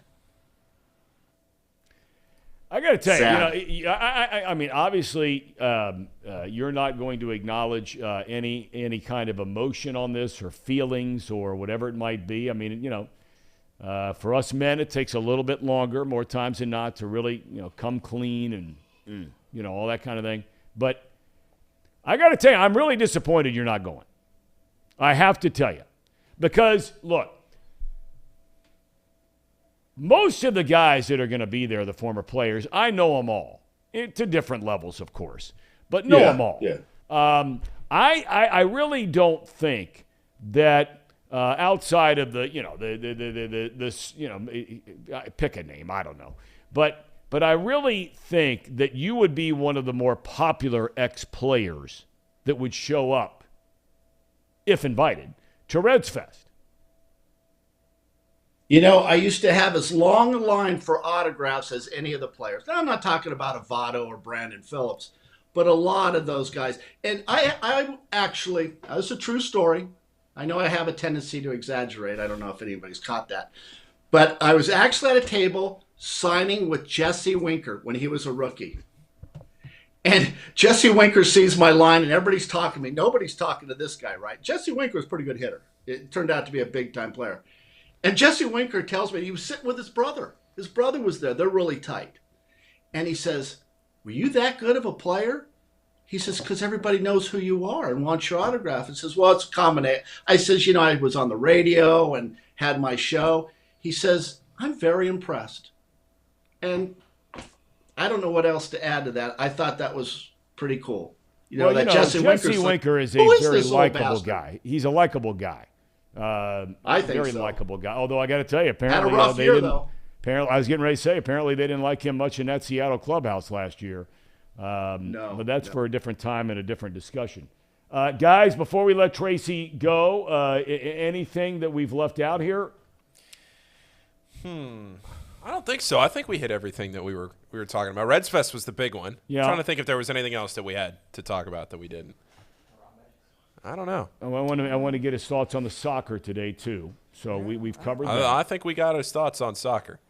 Are Tracy, you guys the Chatterbox guys, Tracy, here at Chatterbox, they're putting together a watch party today. Any details on that? I think we're going to go to Eli's down in Ross. I will say, Tracy, I love soccer. I didn't like it. I didn't enjoy it until I started broadcasting it a few years ago, and I got to be around the sport and be up close and personal to it. And I'm never going to try and make an argument or convince anybody that doesn't like it, because I get it. I think it's an American thing where you say, no scoring. Paul, let me just stop you. Hold on. The reason people play soccer is because they can't play the other sports, right? How many times have we heard that soccer is the sport of the future? It's kind of like Dippin' Dots was the ice cream of the future. How'd that work for you? Tom, your kid plays lacrosse, right? Pretty good player, right? Yeah. That's a great sport. I mean, I know nothing about lacrosse, but there's some skill there, right? Because lacrosse is look. I mean, the soccer thing is because it's a worldwide sport. If you were to sit down and watch two really good lacrosse teams, and I'm talking about no comparison between the two sports. Far more athletic, far more physical, and far more needing specialized sort of tendencies, throwing, catching, blocking. I mean, They're tougher. No They're doubt. tougher. No doubt about that. Watch the soccer game. Watch the soccer game. And the guys with the man buns, once you hit them, they like break. They like fall to the ground. They cry to the referee. You barely touch these wimps. And they want to, then, oh God, you've got the yellow card. Then you got the red card. I wouldn't last a half. I'd be throwing the red card all the time. It's just, I mean, it's an easy sport to play. It's a cheap sport to play. And that's why worldwide it's popular. You want to know what a crazy take is on this whole thing about soccer in general? Yeah. American indoor soccer is way more entertaining. Scores very good point. Get up to 10 each team. Yep. There's no offsides. There's no out of bounds really. The only time that they have to stop play is they kick it up into the ceiling, and it's a great time to watch. Casey, that's probably the best point I've ever heard you make, and we've been doing this show for 3 months. That's probably the only great point that you've brought up since we've been doing it. I love indoor soccer. It's a totally different game, right? There's no offsides. How do you get these guys that kick it out of bounds and the clock keeps running, right? Who can do that? And what game it's has great. that? You sit down for a soccer match, it's over in 2 hours. You know it. It's awesome. Indoor soccer's over. It is awesome. It's way too long. Yeah, 1 hour. That's all you need, Paulie, and that's it. Let's move it along. I got better things to do. Make that goal like 10 feet wider. More action. Tracer, thank you as always for your time. Yes. I will be Thursday. Now, listen, my wife came up to me yesterday and says, you know what? You've worked really hard this week. I'm going on another vacation Friday. So I will give you an update. I'm going to California. I'll tell you what I'm going to do. I'm actually going to take a video of sitting in first class so you poor bastards can get a visual of what it feels like. All right? I used to know what it was like, Tracy. Now I'm back by the bathroom in 34E. Oh, that's not a good seat. That's not a good seat. okay. Tom, you'll be back. Yeah, there's no doubt. We're on our way. We're on our way. Tracer, enjoy the rest of your All day. right, We'll boys. talk on Thursday. See you, Tracy. See you, Tracy. See you later. Best See you 30 guys. minutes television right there. I mean, you cover it all with Tracy Jones. It is the best. You cover it all, from sitting in first class or not. Thoughts about engagement rings? It is funny, in the few times I've flown since Tracy has been on, how self-conscious I've been to figure out which bathroom I'm supposed to use on the airplane. And I forgot, we were supposed to show him that TikTok of the 7-star hotel. No. We'll leave it for Thursday. He's going on a vacation. We have Casey and I found something the other day that I wanted to show Tracy to get his thoughts on. So I don't think X him out so he can't hear this. He can't hear us anymore? All right. Okay. There's a video of there was some 7-star hotel somewhere, an actual 7-star hotel. Okay. We gotta get his thoughts on it. Send it to Casey the other day. 7 star. 7 stars. I had never heard of higher than a 5-star. Neither had I. He claims he stayed in a 6-star, and now you're telling me there's such a thing as a 7. Just to preview this 7-star hotel, it had probably like a 10-foot mirror on the ceiling over the bed. It's one of those. It's like one of those like Hermes toiletries. Yeah. It's high class. He'd probably be familiar with it. You know what? He probably would.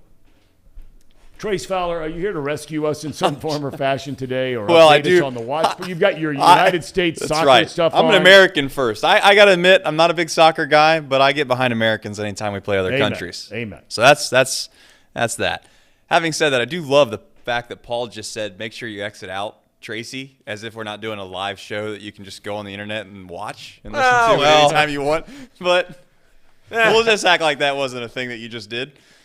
But we do need to know. The chat needs to let us know where we're going. I know it's really, really close. I don't know if it's fair to go exactly off the percentages. Maybe that's the right way to do it. We are in America. That seems to be the appropriate thing. But if you're in the chat right now and you have a better place, so we're trying to make it somewhere centrally located where most people can go. I don't know if Ross is that. If we're being honest, right? Yeah. Well, maybe they think Eli's in Mason. They could be thinking that. But so, I'm just saying Birds is obviously Fairfield.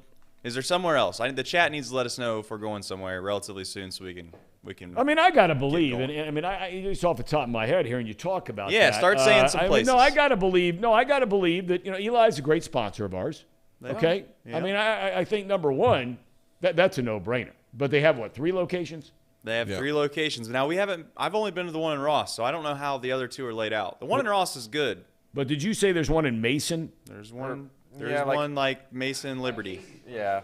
Well, see, I mean, look, you want to go where, I mean, those are, correct me if I'm wrong, the 2 biggest suburbs of greater Cincinnati are Mason and Liberty.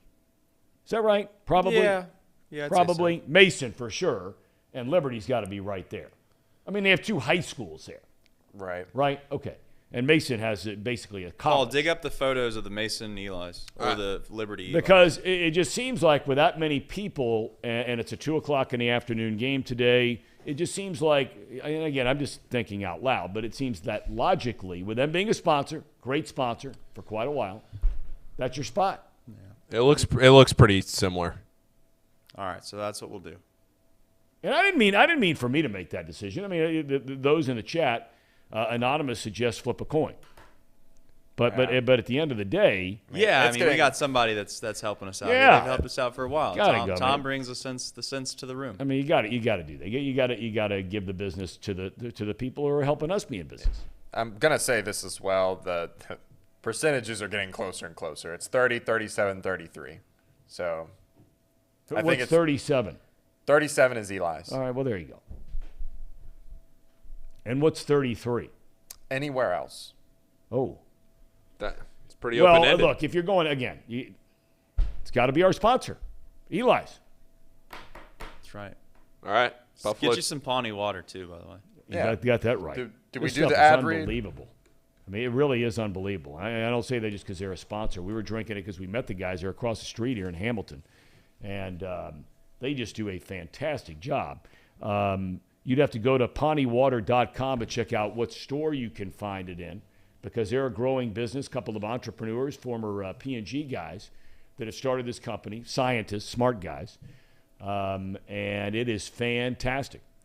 So maybe if you're a store operator, maybe somebody from Kroger's watching this. I don't know if they're in Kroger. UDF, our sponsor UDF, got to get this in your stores. All right. Anonymous, by the way, said, I like Tom's pick. Pick a sponsor and go. And maybe take this show on the road. Trace, you're the boss. Yeah. We want to take this show on the road sometime? I think we should. We've been working through that. We've, as you know, Tom, we have some places that are considering having us there. Okay. I think this is the hard part with us, obviously. We have like a very grassroots fan base, right? I mean, we've started from nothing. And I do think that there's going to be some people that would come watch us at a live location, and it's a matter of finding out who values us to come to those places. And I think sooner than later we will have some live shows. Now, one thing that is important for us as a brand is like spread. I mean, I know this has been said before, but genuinely, you might not think that you make a big difference when you tell people about our show, or you might not think you're making a big difference when you tell people about what we're doing, our brand as a whole at Chatterbox, but it does make a difference. It genuinely does. I mean, just within our community, and I'm talking about Hamilton, Fairfield, Ross, the places that we've had the most connection with, I would say 90% of people that like sports within our area know about Chatterbox. Yes. Now, I don't know if that's the case in other areas, and we're obviously trickling and growing, et cetera, but you know, I've said from time to time again, we've gotten some suggestions about show times, et cetera. We're trying to sort through it all, figure it out as we go, and I do think it genuinely matters when you know, I'm not saying you need to go around Thanksgiving dinner table and plug our show every single person. Why not? it beats getting in a political argument with Uncle Joe. I don't know, but if they tune into the Tracy Jones segment, they might have something to talk about at the next Thanksgiving. No, you're right about that. But nonetheless, we appreciate everybody in the chat. We know who everyone is in the chat. We pay attention to that. I do want to know. I think we need to do a wellness check on Sir Boy Wonder. I know he's a big Buckeye fan. I haven't seen him lately. Maybe he's just decided he's going to go off of the social media. He's not going to get on the internet for a week just to be able to not have to see any of it. But I'm worried about Sir Boy. Because we love Sir Boy Wonder. Yeah, Sir Boy. Love him. We need to figure out where he's at. What's going on. We need him back. Sir Boy Wonder, where are you? We need you back.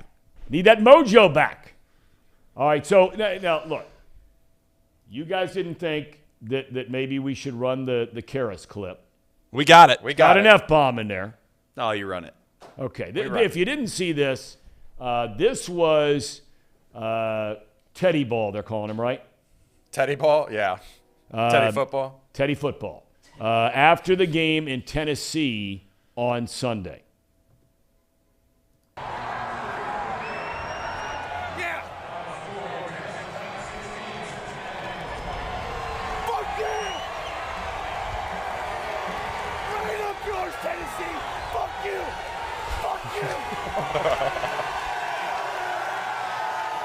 Legendary. You think that guy's fired up? Oh, yeah. Real fired up. Well, did you see the cheap shot that he took at the end of the game? No. So Jeffrey Simmons, and when they're doing the kneel down, he tries to dive at the knees. Yeah. Oh, really? Yeah, and Ted Karras gets up and kind of shoves him a little bit, and Jeffrey punches him in the chest. And, Ted's just looking around like, what the hell? And apparently there was some other stuff about the audience, the Tennessee fans chanting, we hope you break Joe Burrow's legs, something like that, along the lines of that. It's really just nasty stuff. So Ted was just pissed at the end of the game, fired up, and said what he said. Hey, you want that guy on your team? I do. Better believe it. That was our cherry on top, presented by United Dairy Farmers. Tomorrow, we found out during the show today, we'll have Marty Brennaman early, as we always do on Wednesdays. He is driving back, so Godspeed ahead, Dad, driving right now from North Carolina back to Cincinnati, Ohio. And at 11 o'clock tomorrow, we are going to have the recently inducted to the Basketball Hall of Fame, West Virginia University head coach, former UC head coach, Bob Huggins, as the Mountaineers are coming to town this weekend on Saturday night to play at the Cintas Center against Xavier. So we're very excited to have Coach Bob Huggins tomorrow as a big interview. That's not bad. Back-to-back weeks. 3 weeks in a row, in fact. Dusty Baker, Urban Meyer, Bob Huggins. That's a great setup right there. That's not leader. That's leaders of men.